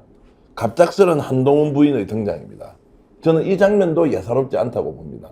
대통령 부부가 미국에 가 있는 동안에 갑자기 퍼스트 레이디의 일종의 등판처럼 보이는 그 사진과 한동훈이 윤핵관을 교체하고 금핵관들을 내세워서 뭔가 새로운 판을 짤 것이라는 느낌이 딱 오니까 어제 저녁에요. 김기현 대표하고 인요한 위원장이 어떤 식으로든 손을 잡고 여기서 깨지면 안 된다라고 하면서 다시 만나기로 했습니다. 오늘 만났어요. 네, 예, 오늘 오전에 비공개로 만났는데 그러면 무슨 얘기를 했을지 궁금하잖아요. 박정하 대변인 발표를 잠깐 한번 네, 들어보고 예. 갈까요? 오늘 회동은 다시 한번 혁신위원회 출범 당시와 그간의 활동 내용에 대해서 그 취지와 활동 상황에 대해서 신뢰를 확인하는 자리였습니다. 김기현 대표께서는 인요한 위원장님께 이번 혁신처럼 과거와는 달리 성공적인 모델을 만들어주고 활동해 주시는 것에 대해서 감사를 드렸고, 혁신이 앞으로도 향후도 혁신위의 가감없는 의견과 아이디어를 계속 전달해 주시기를 바란다고 말씀을 하셨습니다. 인요한 혁신위원장님께서는 이에 대해서 당과 우리 정치의 한 단계 발전을 위해 당의 고통스러운 쓴소리라도 혁신적으로 계속 건의를 드리겠다고 했습니다. 오늘 자리는 다양한 주제를 가지고 허심탄회하게 심도 있는 논의가 진행이 됐습니다. 보니까 참 세상에는 비밀이 없다. 김기현 대표가 이제 스스로 타월을 던질 것이다 라는 소문이 하루 이틀 사이에 돌았습니다. 그래서 저런 식으로 이제 봉합이 되었고, 한동훈이 치고 들어오는 것을 막기 위해서 어쩔 수 없는 저런 이제 손잡기를 했다고 저는 보는데, 물론 지금은 소설처럼 뭐 이해를 하시면 되겠습니다만, 결국 이 말은 뭐냐, 대통령의 일방적 통제가 불가능한 상황으로 국힘은 갔다. 윤핵관, 장제원, 권성동은 나는 윤핵관 아니다라고 했고, 장제원은 스스로 새 과시를 했습니다. 윤핵관 떨어져 나가지 않습니까? 인요한 위원장이 있지 않습니까? 김기현 대표 여전히 유지하고 있지만 이게 언제 깨질지 모르는 대혼란의 상황으로 국힘은 뛰어들어갔고, 대통령은 더 이상 통제를 하기 어려운 상황을 맞고 있다. 저는 그렇게 보고 있습니다. 통제를 하기 어려운 상황이 아니라 제가 볼 때는 모든 것이 기획된 것이다, 이렇게 봅니다. 이게 지금요, 대통령 내지는 뭐 누군지 모르지만 누군가하고 같이 아마 이 지금 국힘을 껍데기만 남기고 다 없애겠다, 이런 그 외 녹취에서도 계속 나왔지 않습니까? 이 일관된 어떤 행보고요. 대통령은 특수부에서 평생을 계신 분이에요. 특수부라는 게 뭐냐? 피의자를 꼬십니다. 이렇게 꼬신다는 표현이 좀 그렇지만 피의자를 설득을 해서 자백을 하게 하고 공범을 불게 하고요. 그런 다음에 이제 불면 너 이렇게 다 잘해줄게, 이렇게 해놓고 이제 이게 딱 불어서 그 공범이나 그 우두머리를 갖다가 구속하는 날, 그날 밤에 룸사롱 뭐 이런 술집에 가가지고 전부 다 같이 회식하고, 이게 특수부의 일정 아닙니까? 그러면서 이제 뒤통수를 때리는 거죠. 이 뒤통수가 아니라 이분들은 그냥 일상적인 행동인 거예요. 그래서 쓸모가 있을 때 쓰다가, 그래서 적이라도 손잡고 쓰다가, 그 다음에 이제 쓸모가 없어지면 토사구팽하는 게 일상적으로 일어나는 게 바로 특수부의 일상이거든요. 그런데 제 대통령이라는 분을 이제 잘 관찰을 해보면 이분은 토사구팽하는 거에 대해서 아무런 죄의식이 없는 분이에요, 보면. 그래서 제가 볼 때는 인요한은 뭐냐, 인요한의 임무는 지도부의 존재감을 파괴하는 것이고요, 비대위로 가는 것을 자연스럽게 만드는 것이 인요한의 임무라고 저는 생각을 합니다. 그럼 인요한은 자기 임무를 어느 정도 잘하고 있는 거예요. 이제 김기현하고 윤핵관들은 이제 쓸모가 없어졌어요. 왜냐면 이분들이 왜 쓸모 있었냐? 경선, 대선을 잘 치르고 전당대회를 잘 치러서 당을 사당화하는데, 당을 장악하는데 필요했어요. 근데 이제 당이 어느 정도 장악이 된 상태잖아요. 그러면 이제 총선에서는 대통령은 정치인을 안 믿어요. 정치인을 아마 쓰레기 정도로 생각할 거예요. 그러니까 이분들을 다 이제 쓸모가 없어졌으니까 버리고 국힘을 껍데기만 남긴 다음에 그 안에다가 검찰과 용산의 제2의 윤핵관들을 씹는 게 대통령이 하고자 하는 거예요. 그래야 자기를 보호해 줄 테니까. 그러면 이 과정에서 이제 다 끝났으니까 마지막 이 자신의 직할 체제를 완성하는 것인데 그 비대위원장이 뭐 저는 한동훈인지 누군지 잘 모르겠어요. 그분이 안 나오고 딴 사람이 올 수도 있는데 그 비대위 과정으로 가면서 이제 어떤 상황이 벌어지냐. 이 윤핵관뿐만이 아니라 국힘의 다선 중진 의원들하고 대통령의 한판 승부가 이제 예정돼 있는 거죠. 12월 달, 1월 달. 지금 박정하 대변인 발표를 우리가 들어봤지 않습니까? 저렇게 발표를 하면 이제 기자들이 해석을 합니다. 물론 이제 더 취재를 하죠. 대변인이 발표한 내용보다 실제로 오고 갔던 내용이 뭔지 이제 여러 루트를 통해서 취재를 합니다만 일단 발표 내용은 행간을 좀 들여다볼 필요가 있습니다. 앞에 뭐 뻔한 얘기들 하지 않았습니까? 이뇨한 위원장은 뭐라고 얘기했고 김기현 대표는 뭐라고 얘기했고. 근데 이제 맨 마지막에 이걸 좀 새겨봐야 합니다.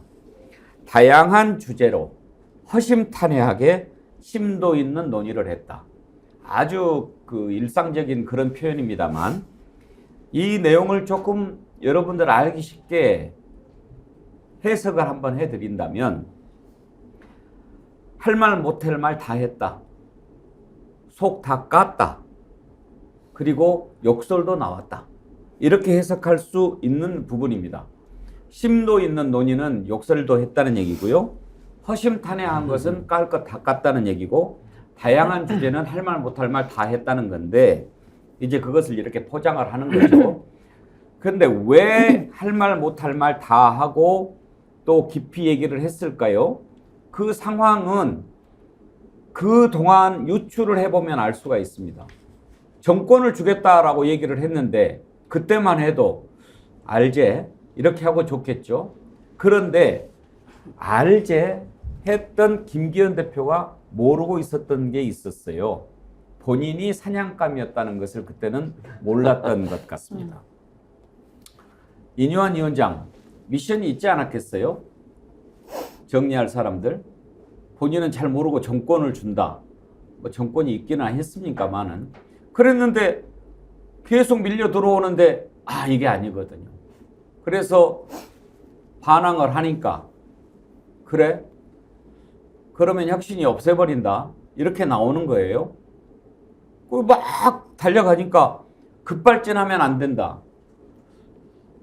야, 안 되겠다. 확실하게 얘기를 해줘라. 그렇게 해서 만난 자리라고 저는 봅니다. 자, 그러면 김기현 대표 정말로 이게 어디 뜻입니까? 어디까지 정리를 하라고 듣고 왔습니까? 저는 여기서 어떻게 해야 될까요? 저는 뭐 살아날 수 있나요? 이런 이야기를 하지 않았을까 싶기도 하고. 신인규 변호사, 커튼을 열어젖히면 어떤 모습이 있었을까요? 우선 저는 저 박정하 대변인의 저 논평을 보면서 참 저분들이 지금 정치를 하는 것이 얼마나 큰 자괴감이 들까. 내가 이러려고 대변인이 됐나 이 생각을 할 것이고, 아마 김기현 당대표도 내가 이러려고 대통령을 했나라고 했던 그 박근혜 대통령의 그 워딩이 좀 떠올랐던 장면 같고요. 예. 저는 아까 이현주 의원께서 설명하신 대로 이게 좀 기획됐다라고 볼 수도 있겠습니다만은 저는 오히려 이분들이 이 정도의 기획력이라도 있으면 다행이에요. 근데 기획력도 없다라고 저는 일단은 판단을 하고요. 오히려 그 검찰의 특수부라는 것은 권력을 가지고서 남을 소위 말 조지는 거기 때문에 그게 기획으로 가능하지만 이 정치라는 것은 상대방의 욕망을 제가 칼을 들고 가서 제어할 수가 없거든요. 그래서 저는 이 통제불능 상태에 저는 빠져있다. 자중질환이다. 전 일단 이렇게 판단을 합니다. 게다가 인요한 위원장은 본인이 혁신위원장이지만은 사실상 윤석열 대통령의 늘어난 팔, 그러니까 기획돼서 사주받은, 즉 교사를 윤석열 대통령이 했다라는 걸 지금 인정하고 있지 않습니까? 이게요. 체리 따봉 문자로 첫 번째 확인이 됐고요. 물증 하나 나왔고요. 두 번째는 이진복, 강성규라고 하는 이분들이 전당대회 때 많은 물증과 증언들을 또 내뱉어서 두 번째 증거가 나왔고, 이번에 인요한 위원장이 마지막으로 자백을 하면서 세 번째 증거가 다 나온 거예요. 그러면은 대통령의 당무 개입을 통한 사당화는 이미 끝난 겁니다. 증거가 3개나 있기 때문에 끝난 거고요. 저는 결국에 윤석열 대통령의 사당화와 장제원, 김기현류의 기회주의가 지금 맞붙고 있다라고 저는 보거든요. 윤석열 대통령 사당화에서 홀로서기 하려고 하는데 장제원, 김기현 이분들 정치 오래 했거든요. 나쁜 형태로 오래 했죠. 그래서 이분들이 곱게 안 물러나는 겁니다. 그래서 저는 윤석열, 장제원, 윤석열 간에 지금은 당내 헤게모니를 놓고 일대 지금 대전이 일어나고 있다. 그럼 여기에 대해서 윤석열 대통령은 수사권이 있으니까 뭐 장제원 의원 압박할 수도 있고 여러 가지 뭐 대통령 지지율이 받쳐준다면은 무슨 권한이 있겠지만은 지금 대통령 지지율 다 빠졌거든요. 그 윤핵관들은 더 이상 이용 가치도 없는 거예요. 게다가 장제원 의원 쪽에서도 뭐 김기현 대표도 마찬가지입니다만은 뭔가 이렇게 대통령과의 거래들을 했을 거기 때문에 그 증거들이 다 있을 겁니다. 뭐 카톡이든 텔레그램이 다 있을 거기 때문에 서로가 서로의 멱살을 쥐고 가면서 그 공동의 이해관계가 지금 해체되는 지금 보수 헤게모니가 깨지고 있는 단계거든요. 저는 그래서 매우 궁금한데 저는 이게 누가 이길 거라고 보냐면요. 원조 윤핵관이 이길 거라고 봅니다. 어차피 윤석열 대통령도 만들어진 거거든요. 그래서 저는 원조 윤핵관들에게 일단 축하의 말씀을 드리고요. 근데 그분들은 결국 당내의 권한은 작겠지만은 아마 국민들이요 무섭게 심판하리라고 저는 봅니다. 예, 아주 이게 저도 재밌는 관전 포인트가요. 김기현 대표가 정색을 하면서 대통령께서는 당내에 일절 개입 안 하시는 분인데 무슨 소리냐. 너무 뻔한 거짓말이잖아요. 본인이 가지고 본인이 당대표인 거 국민들이 몰라갖고 정진석 의원이 국민의힘 당대표입니다. 박수 좀 보내줘요. 막 이런 뭐 화제의 장면이 많았고 김기현을 안 치기 위해서 우리 이준석 전 대표를 내치고 나경원을 짓밟고 안철수를 조롱해가지고 안철수가 지금 고발까지 해놓은 사람이다. 사실 이 정당권 위반이잖아요 이게. 그래서 저희도 고발해놨어요. 근데 경찰 수사를 안 하고 있는데 자, 김기현 대표가 정색하면서 그렇게 이야기하는 게 장제원 의원이 나는 권력한테도 할 말 한다라고 소리친 거 4,000명 모았고 오버랩이 됩니다. 김기현도 이거잖아요. 계속 개입해서 윤석열하고 인유하나 김한길 짜고 나를 몰아내? 불법으로 당무 개입한 거 내가 다 아는데 내가 산증인인데 가만히 있지 않겠어. 당무 개입하지 마. 당대표는 내가 알아서 해. 이렇게 소리 지르는 것처럼 어제 이현주 의원님이 뉴스공장에 그렇게 이야기하더라고. 장제원이 이렇게 소리 지르는 거 보면서 분명히 뭔가 가지고 있다. 권력이 자기를 내쫓을 수 있는데 장제원이 저렇게 소리 지르는 것은 나도 니들의 비리나 그동안 음습했던 짓을 윤핵관으로서 얼마나 많이 알겠습니까? 이준석 전 대표도 이런 말 한 적 있거든요. 이 새끼 저 새끼뿐만 아니라 더한 말도 했는데 아직 그건 공개 안 하고 있잖아요. 그러니까 신인기 변호사 말이 딱 맞습니다. 지금 굉장히 서로 밀당이 이루어지는데 이게 여기에 국민이 있습니까? 정치개혁이 있습니까? 혁신이 있습니까? 결국은 윤석열을 위해서 더 충성파를 심으려고 하는 자들과 아니 그건 좋은데 갑자기 원래 원전 충성파에 나를 왜 몰아내? 하면서 대드는 자들만 남아있는 겁니다. 그러니까 이 혁신은 전부 실패인 겁니다. 그러니까 지금 보면 토사구팽을 순서대로 계속하는 거 아닙니까? 그래서 이준석하고 그 다음에 이제 나경원 또 안철수 다 한 거잖아요. 그 다음에 김기현을 만들었어요. 그런데 이제 김기현 대표를 토사구팽할 차례인 거예요. 그리고 그 다음에 또 뭐냐? 이제 윤핵관, 원조 윤핵관, 이철규, 그 다음에 권성동은 이미 토사구팽 됐어요. 그때 체리 따봉 때 이미 완전히 반 죽여가지고 그냥 정치적으로 끝났거든요.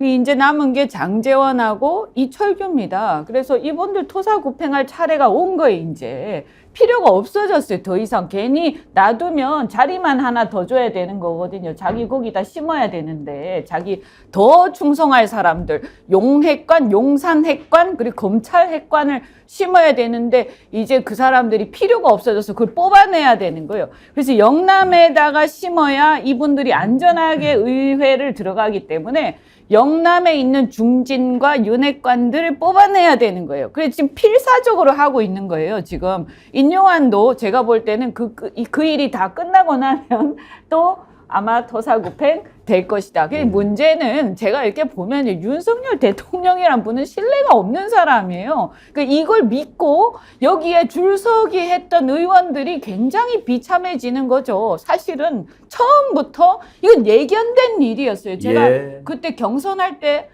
첫째, 둘째, 셋째, 첫째 국정운영 능력이 없다. 두 번째 검찰 정권으로 갈 것이다. 셋째를 제가 뭐라고 했냐면 이분으로 인해서 국민의힘은 자멸할 것이다. 제가 그랬거든요. 왜냐하면 보수를 괴멸시키는데 앞장을 서고 그 다음에 보면 민주당을 쑥대밭 만들었어요. 자신을 이렇게 발탁했던 민주당을 쑥대밭을 만들어요. 그냥 나오는 게 아니라 쑥대밭을 만들고 나옵니다. 그리고 와서 다시 국민의힘을 쑥대밭 만들어서 탈탈 턴 다음에 영남에다가 자기 사람을 또 씹고 근데 이분은 이게 굉장히 무리한 일이죠. 그래서 엄청난 싸움이 벌어질 텐데 이분은 그냥 그때 그 이준석 몰아내기 하고 그 다음에 전당대회 때 찍어내기 할 때처럼요. 그냥 밀어붙일 거예요. 그리고 아마 지금 뒷조사 뭐 아마 내사 이런 거 이제 다 하지 않았을까. 그래서 제가 볼 때는 나중에 1월 달쯤 되면 공천 즈음 해서요. 그거 다 터집니다. 막 다 터질 거예요. 다 나오죠. 제가 계속 이야기합니다. 선하지 않게 만난 만남이 좋은 결과를 가져올 수가 없지요. 인요한 혁신위원장 앞으로 어떻게 될지 다음 주가 상당히 주목이 되는데요. 진학렬님께서 인요한 이름으로 삼행시를 재밌게 보내오셨는데 소개를 좀 해드릴까요? 인요한 우리 안진걸 소장이 운 좀 떼줘봐요. 이제 그만해라. 욕 나온다. 한심하다. 예. 아주 재미있는 삼행시 만들어 주셨는데요. 진학렬님 제가 선물 드리겠습니다. 디오루시에서 나오는 클렌징 폼 보내드리고요. 오늘 첫눈도 오고 또 동시 접속이 2만 1,000명 넘어섰는데요. 오랜만에 또 이렇게 많이 동시 접속했으니까 오늘 좀 선물 많이 드릴게요. 엉겅퀴님 오늘 또 고등어 태워버렸다. 재밌게 듣다가 고등어 뒤집는데 잊어버리셨나 봐요. 예, 제가 클렌징 폼 보내드릴 테니까요. 마음 푸시고요. 네. 자, 잠깐 이 말씀만 제가 드리면, 자, 우리가 막 이렇게 정신없이 이 쇼를 보다가 가만히 돌아서서 생각을 해보면 애초에 이 혁신이 왜 시작되었느냐. 사실은 대통령이 변해라였거든요. 그죠? 그런데 온데간데 없고 지금 이 난리가 나고 있는 얼마나 재밌는 코미디입니까, 이게. 그렇죠. 본질을 놓치고 있는 거죠. 제가 몇 번이나 이야기하지 않았습니까? 혁신 아주 간단합니다. 대통령이 바꾸면 되는 거예요.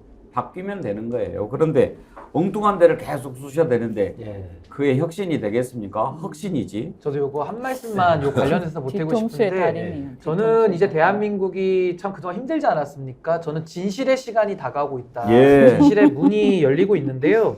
저분들은 제가 봤을 때 인요한 위원장이 이번에 3번째 그 노출로 인해서 당무 개입이라는 범죄의 공범입니다. 공범이 됐고요. 그 공범들끼리는 죄수의 딜레마라고 해가지고 서로 안 부는 거거든요. 근데 지금처럼 서로 불기 시작하면은 빨리 살려고 자기 먼저 말하고 이 소위 말 손절이라 그러죠. 즉 그게 다 시작이 된 거기 때문에 아마 그동안에 베일에 쌓여있던 것들이 다 이제 드러난다. 세상에 손바닥으로 하늘을 가릴 수 있는 사람은 없다. 전 그 말씀 꼭 드리고 싶습니다. 저도 한 말만 보태면요. 저는 이준석 전 대표에 대한 굉장히 비판적이었지만 그 쫓아내는 과정을 보면서 그건 불법이고 폭력이거든요. 그 다음에 나경원 전 의원 제가 얼마나 많이 문제지금 고발했어요. 근데 나경원 전 의원이 불쌍하게 느껴질 정도로 짓밟아버리더라고요. 그러니까 사람을 아주 작살 내는데 역시 그것도 불법입니다. 왜냐하면 나경원 전 대표가 전당대 출마할 권리는 있잖아요. 그리고 국민의힘 내 지분도 일부 있는 분이잖아요. 출마 못하게 버렸잖아요. 안철수 얼마나 조롱하고 카톡방에 뭐하고 안철수 떨어뜨리는 공작을 수석들이 직접 하고 전화까지 했습니다. 행정관들이. 오죽하면 안철수가 고발까지 해놨겠습니까? 근데 인요한 오늘 자백한 거거든요. 이건 안 만났다는 거지 사실상 맨날 내통하면서 대통령이 나한테 힘 실어줬고 싹 쓸어버리라고 했다는 거잖아요. 인요한 전에도 뭐가 내장돼 있는지 카톡에 뭐가 있는지 모르는데 이건 불법으로 폭력입니다. 혁신을 떠나서. 이장님도 한 말씀 하시죠. 인간성 문제. 저는 말씀드리지 않겠습니다. 세 분 이야기 들으니까 너무 재밌어가지고 시간을 계속 가고 있는데 잠깐만 보태면요. 이 국정 운영에 철학이 없는 대통령이 나라의 대표가 되고 나서 일어난 일 보면요. 저는 각자 도생의 시대가 돌아왔다 또는 진실의 문이 열렸다 이러지만요. 좀 심하게 말씀드리면 2판 4판 개판이다. 그리고 여기는 정의도 진실도 원칙도 철학도 아예 없다. 사는 놈만 무조건 이기는 거고 이기는 놈 옆에 줄 서면 되는데 곧 보십시오. 금액관들 다 나서지 않습니까? 금액관도 다 날아갑니다. 왜냐하면 토사구팽을 지킬 때 어떤 회사가 부도날 때도 최종적으로 남아있는 경영자는 질서 있는 정리를 해야 됩니다. 윤석열 대통령은 질서 있는 정리를 할 수 있는 지혜를 갖지 못한 사람이어서 걸리는 대로 죽이거나 오는 대로 살리거나 막 가고 있습니다. 그 정권의 결과가 어떤지 총선 때 국민 여러분들이 정확하게 다시 확인할 수 있습니다. 자 이제 진실의 방으로 여러분들을 모시고 갈 텐데요. 앞으로 어떻게 될 것 같습니까? 지금 뭐 벌써부터 혁신이 끝나고 비대위 들어간다. 비대위원장 한동훈이다, 원희룡이다, 김한길이다 이런 얘기 나오는데요. 그런 거 한번 좀 살펴보도록 하지요. 잠깐 전하는 말씀 듣고 이어갈 텐데요. 광고 보기 전에 다시 한번 앞부분에 소개했던 우리 스픽스몰 제품들 정리를 한번 해드리겠습니다. 해남 땅끝마을 절임 배추 여러분들 많이 사랑해 주시고 계시는데요. 신한 새우젓과 함께 좋은 가격 드리고요. 원하시는 날짜 정해주시면 그 날짜에 맞춰서 배송한다고 합니다. 그리고 꾸준히 사랑해 주시는 달팽이 크림도 스픽스몰에서 구입하실 수 있는데요. 11월 25일 다음 주 토요일까지 특별히 추가 할인 10,000원 해서 드리니까요. 좋은 가격에 많이 구입해서 겨울철 보습 관리하시기 바랍니다. 그리고 쿠키 중에 쿠키 광화문 살롱에서 만든 유기농 쿠키 세트 여러분들 사서 드시고 주변에 나눠 드시면 좋습니다. 크리스마스 선물로 쿠키도 좋지요. 그리고 술 편한 이거는 검증됐다고 술꾼들이 얘기를 하니까 우리 약주 좋아하시는 분들 한번 드셔보시고 소감 남겨주십시오. 정말 좋은지 안 좋은지 이런 제품들 우리 스픽스몰에서 구입할 수 있습니다. 전하는 말씀 듣고 이어가죠.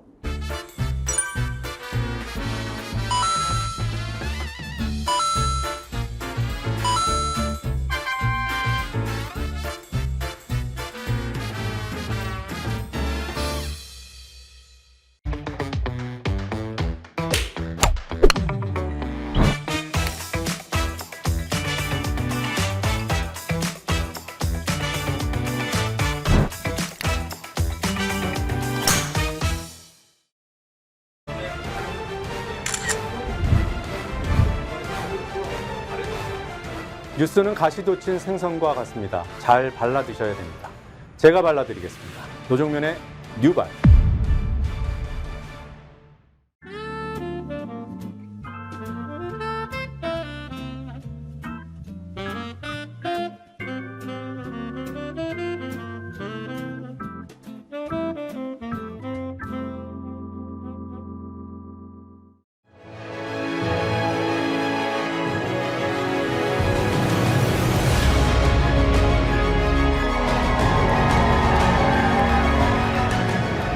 여러분 안녕하십니까, 배봉입니다. 박진영의 마키아벨리, 박시동의 경제 본색. 노종면의 뉴발 시작하겠습니다.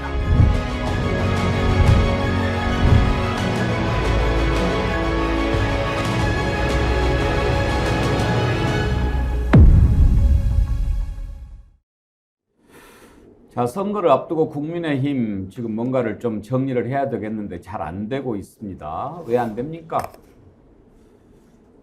국민은 늘 옳다라고 말만 하고 국민이 원하는 것, 국민이 옳다고 생각하는 것을 하지 않아서 그런 거죠. 쉬운 답을 놔두고 멀리 돌아가고 있습니다. 이렇게 해야 된다라고 하는데 그렇게는 못하겠다라고 하고, 그래서 오늘 결국 인요한 혁신위원장 김기현 대표 만났는데 뭘 약속했다, 합의했다, 하기로 했다는 발표가 안 나왔습니다. 다양한 주제로 허심탄회하게 논의했고 심도 있는 논의가 오갔다. 합의된 게 없다는 얘기입니다.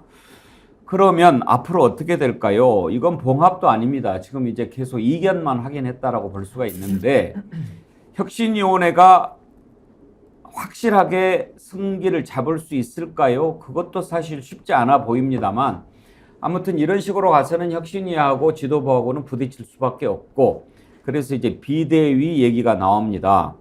결국은 큰 몽둥이가 나와야 정리가 되겠다 이런 상황인데요. 이것과 관련해서 정치 구단이라고 하는 박지원 전 국정원장 아마 비대위 갈 거요. 그것도 한동훈 비대위원장 갈 거요. 그렇게 전망을 하고 이준석 전 대표도 비슷한 얘기를 합니다. 그렇게 될까요? 두 사람 얘기를 한번 들어보겠습니다. 한동훈 장관을 시킬 것으로 저는 보여요. 윤핵관의 시대에서 검핵관의 시대로 넘어간다. 소위 개국 공신들 모두가 윤핵관들 아니에요. 그분들을 험지로 보내고 검찰 출신 윤핵관들을 검핵관들을 넣기 위해서 그러는 것 아니에요. 고수들은 보여요. 정치 참여는 거의 기정사실로 당연히 하는 거죠. 보는 게 맞는 것 한동훈 같아요. 장관이 나가서 변호사 하겠어요? 아하. 돈도 많고 뭐 집안도 좋고 그러다는데. 저는 최근 들어가지고 한 일주일 사이에 한동훈 장관이 한 강서 보궐 이후로 안 하던 걸 다시 시작했어요. 민주당이랑 서로 이제 독설하고 싸우기 이런 네네. 거. 그런데 물론 이제 송영길 대표의 그 출판 기념회 발언이라는 것이 기폭대가 된 것 같지만은 굉장히 강경 대응이 이어질 것 같습니다. 그 말인즉슨 한동훈 장관의 거취가 결정된 것 같다. 예. 정치 쪽으로 틀 것 같다. 이런 생각이고요. 예. 저는 그러면은 한동훈 장관이 예를 들어 당에서 역할을 한다든지 하려면은 상당한 지위를 가진 역할로 하려고 할 겁니다. 그러면 저는 인요한 위원장이 최근에 중진과 윤핵관을 압박하는 모양새의 그 이유는 예. 앞에 카페트 깔려고 하는 거 아니냐 이런 생각이고 네. 결국 저는 한 1, 2주 내 시한 내에 김기현 대표는 쫓겨난다 이렇게 봅니다. 한동훈 장관 관련해서는 지금 민주당에 대해서 위헌정당 심판을 청구하면 어쩔 것 같나 뭐 이런 얘기도 했잖아요. 그걸 액션을 취할 가능성도 있다고 보세요? 아닙니다. 그거는 이제 예. 말폭탄 잔치로 예. 결국에는 전통적 어르신 보수층에게 내가 민주당이랑 싸우고 있어요. 봐주세요. 이거를 해주는 거거든요. 예. 그러니까 지금은 오히려 한동훈 장관이 공격을 많이 할 겁니다. 한 일주일 동안은. 네네. 그리고 한 1, 2주 사이에 아마 김기현 대표의 거취가 정리되고 나면은 예. 이제 어르신 보수층에서는 야 최근에 보니까 한동훈 장관이 시원하게 싸우네. 이 사람은 네. 비대위원장 해야겠다. 이런 식으로 몰아갈 가능성이 있다. 네네. 저는 둘 중 하나라고 봅니다. 결국 스타 장관 이러면서 띄워놨기 때문에 예. 한동훈 장관 해버려도 안 되면 원희룡 정도 이렇게 아마 지도체제 가져가려고 하지 않을까. 이장님 의견부터 한번 들어볼까요? 한동훈 비대위원장 가능성 어떻게 보십니까? 아마 한동훈 비대위원장 체제로 총선을 가져가면 2당도 안 된다. 3당으로 전락할 가능성이 매우 높다고 저는 봅니다.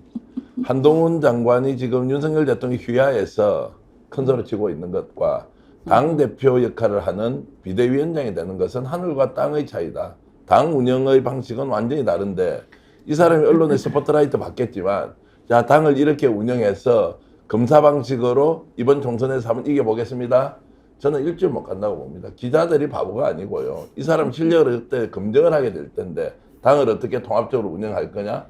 지금은 언론의 스포트라이트를 윤석열 대통령 대리인으로 나와서 이런저런 이야기하니까 받아주지만 당은 그 복잡한 이해관계를 어떻게 조정하고 정리를 해낼 것이냐. 공천이나 문제 또 어떤 방향으로 갈 거냐. 여기에서요. 실력 1번만 하면 쓰겠습니다. 뽀록 납니다. 그러면 일주일 못 갑니다.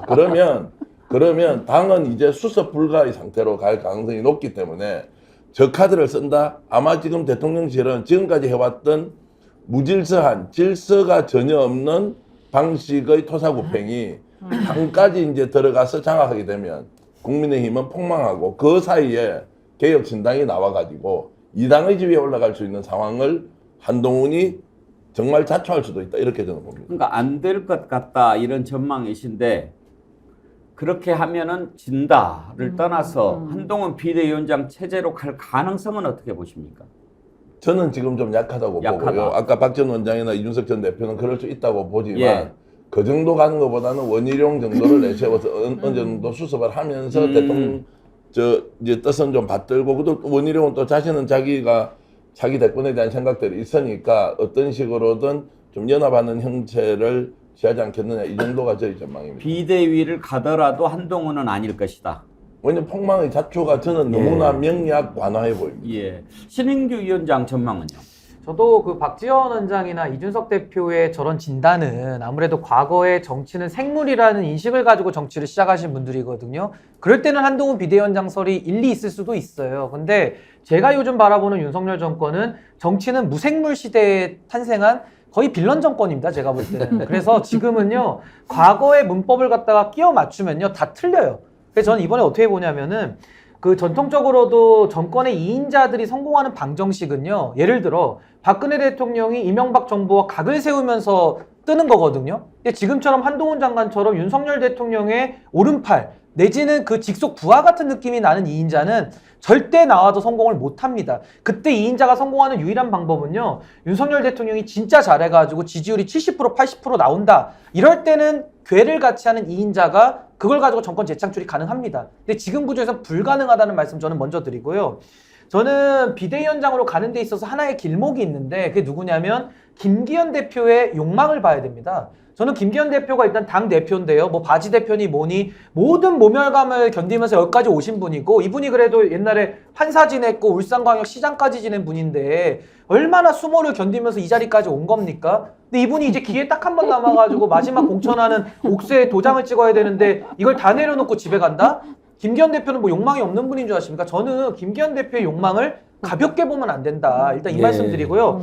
그럼에도 불구하고 더 이상 이거 수습 불가다라고 해서 아뜨거 해가지고 도망을 간다 그러면 저는 뭐 한동훈 원희룡 비대위원장설 전 택도 없다고 보고요. 오히려 무색무취하게 해서 이 공천을 나눠먹는 조정자 역할을 하는 소위 말하는 권영세 장관 같은 스타일의 유형의 비대위원장이 저는 관리자 격으로 올 가능성이 매우 높다. 그래서 저는 원희룡 장관도 윤석열 대통령과 궤를 너무 많이 같이 했기 때문에 한동훈 장관의 다소 순한 맛에 불과하거든요. 그래서 저는 원희룡 뭐 한동훈은 택도 없는 얘기고 김기현 대표가 저는 일단 버틸 가능성이 매우 높고 비대위로 간다면은 조정자 형태의 무색무취한 그냥 말을 번지르르하게 하는 이도저도 아닌 사람이 와서 총선을 저는 지금 뭐 멸망의 길로 돌진하지 않을까 저 그렇게 봅니다. 안진걸 소장 전망은요? 지금 어제 오늘 급속도로 도는 이제 여의도 그 받은 글, 장제원, 뭐 김기현, 뭐 이철규 등이 뭐 윤석열 정권에서 내사를 한다, 뭐 뒷조사를 했다 이런 게 엄청 돌아요. 사실은 기자들 사이에서도 이야기했었죠. 왜냐하면 장제원 의원 같은 경우는 대표적인 사학 족벌 집안이고 김기현 대표는 뭐 고래고기니 땅과 관련돼서 잡음이 많았고 이철규 찐핵관이라고 하지만 이분 옛날에 저축은행 사태로 구속된 적도 있고 또 여러 가지 뭐 이권 개입이 따른 의혹이 나옵니다. 그다음에 양평 고속도로에서도 이게 백지화되니까 전진준 양평 군수가 느닷없이 이철규를 찾아갑니다. 원희룡을 찾아간 게 아니고 뭐 이제 여러 걸로 굉장히 문제가 되는데 그러면서 한동훈 원희룡 비대위설이 지금 급부상하고 있습니다. 근데 저도 한동훈은 어려울 것 같아요. 왜냐면 국민의힘 의원들이 워낙 지금 윤석열한테 당한 데다가 한동훈 장관의 최근의 언행이 너무나 비정상적이어서 국민의 의원들이 그의 폭언과 비호감에 대해서 총선 때 폭망하는 길이라는 생각을 갖고 있다고 들었습니다.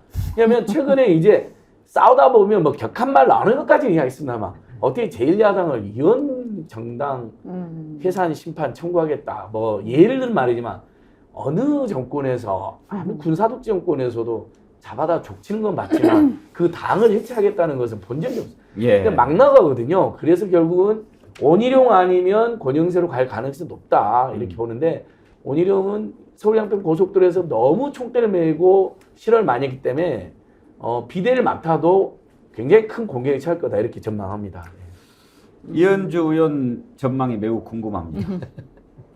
제가 요새 그 우리 당의 현역 의원님들을 좀 만나고 있어요. 네. 전직하고 현직하고 같이 하자고? 뭐 이런저런 이제 상황도 좀 들어보려고. 근데 분위기가 아주 예사롭지 않고요.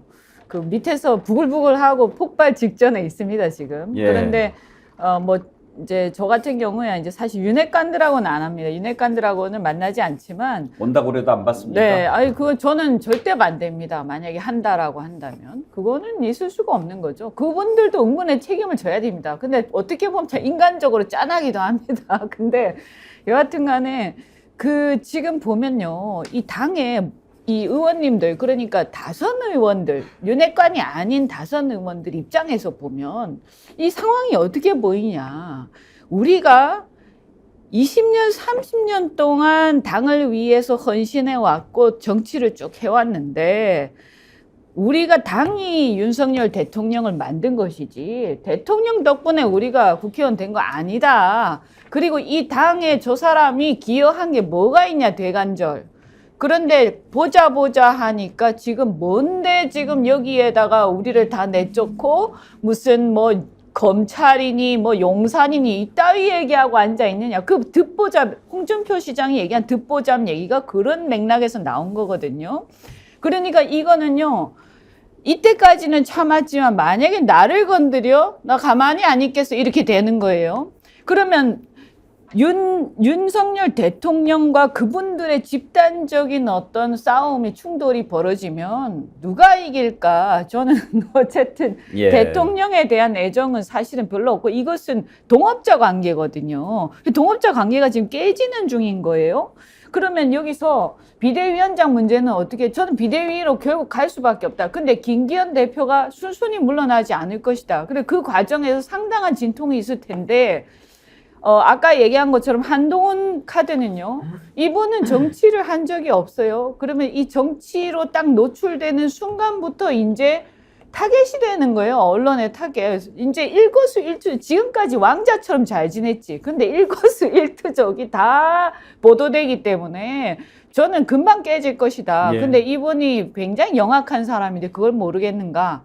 그래서 아마도 제 느낌에는, 그 다음에 이제 권영세 장관 같은 경우에는 지금 보면 용산이 쉽지가 않습니다, 상황이.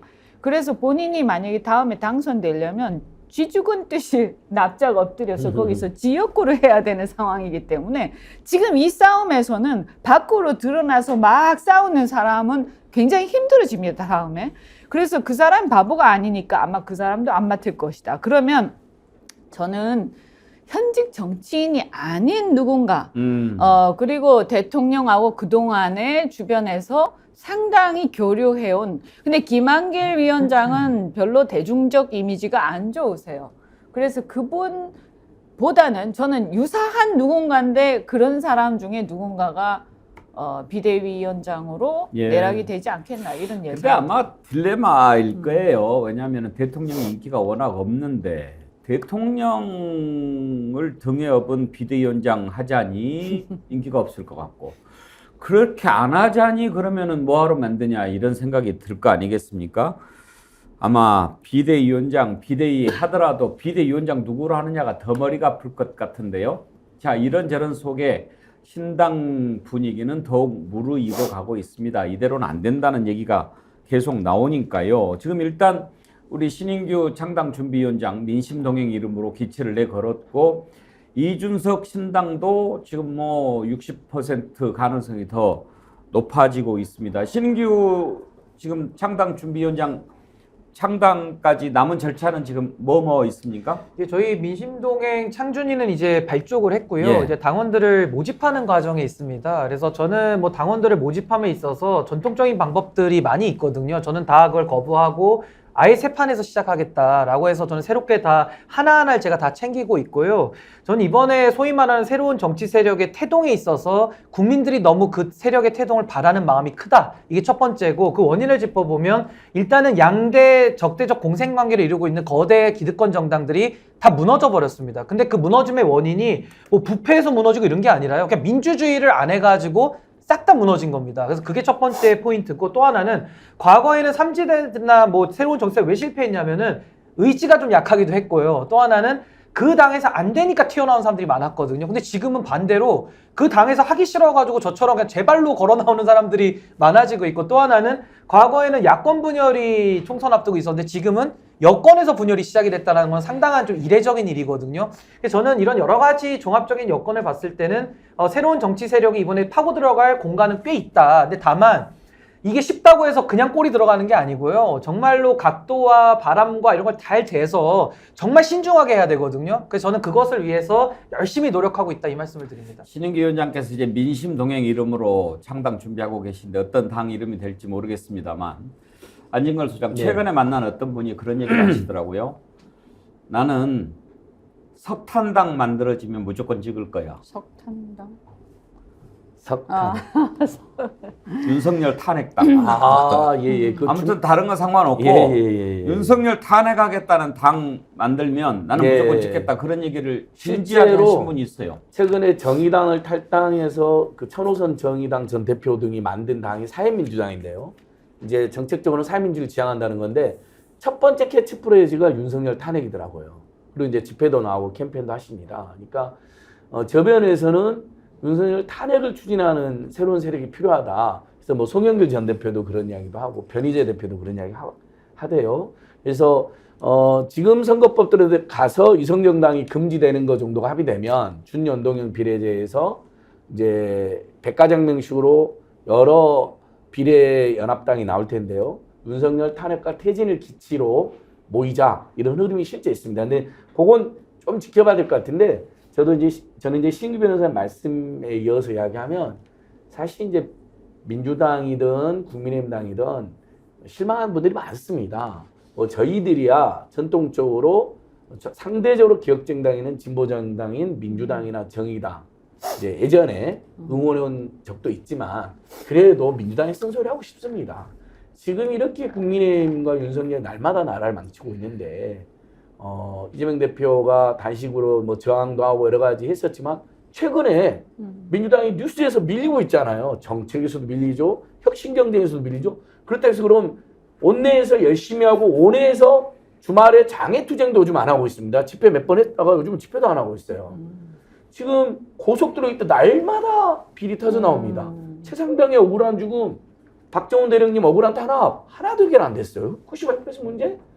더 나빠지고 있어요. 일본에서는 안 좋은 뉴스 계속 오잖아요. 심지어 이번에 보니까 일본은 아예 그 연봉 표시에 독도까지 포함시키는 걸 발표했대요. 윤석열 정권이 완전히 친일 매국하고 있으면 야당 나서서 싸워야 될 거 아닙니까? 그 다음에 와 KBS 그 박민 사장 보십시오. 와 세상에 더 라이브 폐지였다고 오늘 발표됐네요. 아니 맞아. 의원님도 가셨지만 그러니까. 그거 얼마나 그 중립적으로 했고 인기 프로그램이었으니까 그 정도 프로그램도 포용이 안 되는 사회인데 아니 근데 진짜 민아 쓴소리 지금 뭐 하고 계시는지 혁신 경쟁, 뭐 투쟁, 정책 이슈 이러면 국민의힘이 아니라 제3당이 나와가지고요. 뭐 여기도 뭐 김종인, 유승민, 이준석 신당 때 국힘 민주 지지율 1% 초접전되고 신당이 16% 20%까지 나온다는데 뭐 우리 신규 변호사님의 신당도 저는 선전할 걸 보는데 진짜 국민들한테 야당도 심판받을 수 애면받을 수 있다라는 진짜 정신 바짝 차리는 이야기 꼭 하고 싶습니다. 그리고 제3지대 신당 준비하는 분들 저는 응원드리고 싶어요. 왜냐하면 거대 야당 국민의힘은 정말 문제가 많지만 민주당도 여러 가지 기득권이나 구태가 있기 때문에 정신 바짝 차려야 되거든요. 제3당이 그런 건강한 자극을 줄 거라고 보고 있습니다. 네, 이장님 지난번에 전주에서 보궐선거 했을 때 그때 돌풍을 일으킨 분이 있었잖아요. 정대택 아니 예. 안혜욱 후보. 예? 안혜욱 후보. 안혜욱 후보. 예. 이 저 뒷얘기를 제가 변희재 대표한테 들었는데 변희재 대표가 그쪽으로 이렇게 출마하라고 많이 공을 들였다고 그러더라고요.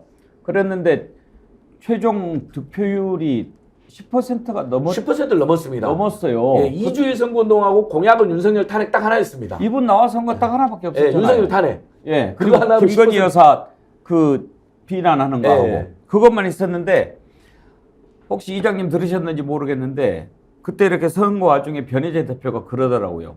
걱정했대요 중간에. 하도 열기가 뜨거워서 그 정도까지는 기대를 안 했는데 저런 당선돼 버리면 어떻게 하지? 당선에 대한 걱정을 하셨다. 아, 예. 저는 지금 뭐 신당이 여러 가지 상황으로 봤을 때 개혁신당이 기회를 상당히 이제 가질 것이라고 보고요. 국민들이 또 지금 현재 기성정당에 대한 불만이 워낙 고조돼 있고요. 그런 상황에서 기대 이상의 성과를 내겠다고 이제 생각을 합니다. 그런데 제가 비유를 이렇게 좀 해보겠습니다. 경쟁력을 잃어버린 전통산업이 몰락할 때 평소에 늘 신산업을 주창하는 사람들이 전통산업이 그래도 유지하고 있을 때 내가 굳이 신산업으로 뛰어들어야 하느냐 아니면 전통산업이 몰락하는 절묘한 시점에 뛰어들어서 판을 새롭게 정리하느냐 이런 부분은 저는 개혁신당을 꿈꾸는 분들이 국힘의 상황을 좀 더 면밀히 관찰을 하고 대체정당으로서의 역할을 할 수 있는지 아닌지 이렇게 좀 자세하고 면밀하게 좀 살펴야 한다는 생각이 좀 들고요. 무엇보다도 지금 국힘이 저는 무너져 버렸다고 생각하고요. 윤석열 대통령의 국정운영 지도력이 상실됐다는 전제에서 저는 보고 있는 겁니다. 그리고 지금은 야당에서 경쟁하고 있는 정치적 반대자들이 싸워서 비리를 제기하고 문제를 제기하고 구조적 모순을 설파하는 것과 국힘 내부에서 이미 거대한 반발 세력이 나와서 윤석열 대통령과 맞짱을 뜨겠다고 있는 이 상황은 완전히 다르기 때문에 지금 현재 국힘의 상황이나 윤석열 대통령은 내부의 분열에 의해서 본인의 지도력이 상실되는 국민으로 가고 있다는 전제하에 판을 어떻게 짤 것이냐 이렇게 저는 보기 때문에 어쨌든 저는 개혁신당 쪽에 상당히 크게 박수를 보내고요. 또 민주당도 견제할 수 있는 세력이 나온다면 정말 민주당이 반성을 많이 해야 된다. 저렇게 가서는 안 된다. 개혁정당도 아니고 쇄신도 하지는 못하는 야당이 정말 국민들의 기대를 받고 맨날 정말 살찐 고양이처럼 살고 있는 저것도 어떤 식으로든 좀 정리를 해야 된다고 봤을 때는 어쨌든 개혁신당들이 잘 됐으면 좋겠다 이 말씀을 좀 드리겠습니다. 진작에 제가 이미 국민들은 윤석열 대통령에 대해서 심리적 탄핵 상태다 이런 말씀 드린 적이 있지요. 정말 빨리 돌아봐야 합니다. 돌아봐야 되고요. 국민은 늘 옳습니다. 그 얘기는 잘했어요. 국민은 늘 옳으니까요. 국민이 뭘 생각하는지 잘 들여다보고 하기를 바랍니다. 왜 신당 얘기가 갈수록 온도가 더 뜨거워지겠습니까? 오늘 한 말씀 드려야 될 것 같은데. 짧게 해주세요. 네. 네. 그 이번 주 일요일에 저 광주에서요. 2시 반에 김대중 컨벤션 센터에서 저하고 그다음에 이준석 대표고 콘서트 하고요. 어떻든 뭐 신당 창당이 확정된 건 아니지만 이 윤석열 대통령하고 손잡을 일은 없다. 왜냐면 아까 말씀드린 것처럼 신뢰가 없는 사람이기 때문에. 그리고 저는 개인적으로 이준석 대표한테도 얘기했지만 만약에 신당 창당을 같이 한다면 나는 가장 중요하게 생각하는 것이 반윤이다. 반윤. 그게 안 되면 같이 하기가 어렵다. 신당을. 이런 얘기를 했습니다. 예. 네. 아주 정말 참신하게 국민 눈높이에 맞는 그런 신당 잘 만들어 주시기를 이현주 의원님과 신인기 위원장님께 부탁을 드립니다. 여러분 건강한 주말 보내시고요. 저희가 매주 화요일 잊지 말자 시리즈 하고 있지 않습니까? 그동안에 우리가 잊지 말아야 될 것들 여러 가지 짚어봤는데요. 다음 주에는 홍범도 장군 흉상 치우는 것과 관련해서 요즘 어떻게 됐는지 궁금해하시는 분들 많으실 거고요.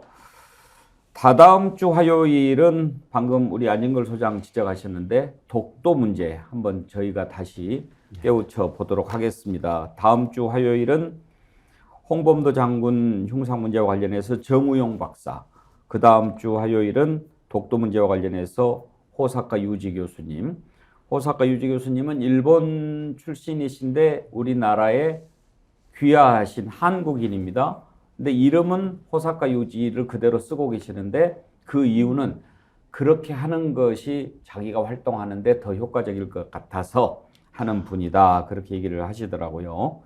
예, 이렇게 예고해 드립니다. 여러분 다음 주에도 우리 스픽스 또 백운계 정치본색 계속 함께 해 주시고 주말 동안에 만나는 분들 스픽스 구독 권유 많이 해 주시기 바랍니다. 저희가 100만, 120만 대군 만들면 정의와 상식 바로 서는 세상 빨리 앞당길 수 있습니다. 오늘 함께 해주신 네 분 패널 이현주 의원님, 안진걸 소장님, 신인규 위원장님, 이장님 다음 주도 나오실 거죠? 그렇게 하겠습니다. 예, 네 분께 감사드립니다. 예, 이장님이 수고하셨습니다. 오시기 참 좋네요. 고맙습니다. 예, 감사합니다. 여러분 다음 주 월요일 오전 10시 50분에 찾아뵙겠습니다. 감사합니다. 국민 앵커 백운기 정확한 분석 날카로운 시각 백운기가 하면 다르다.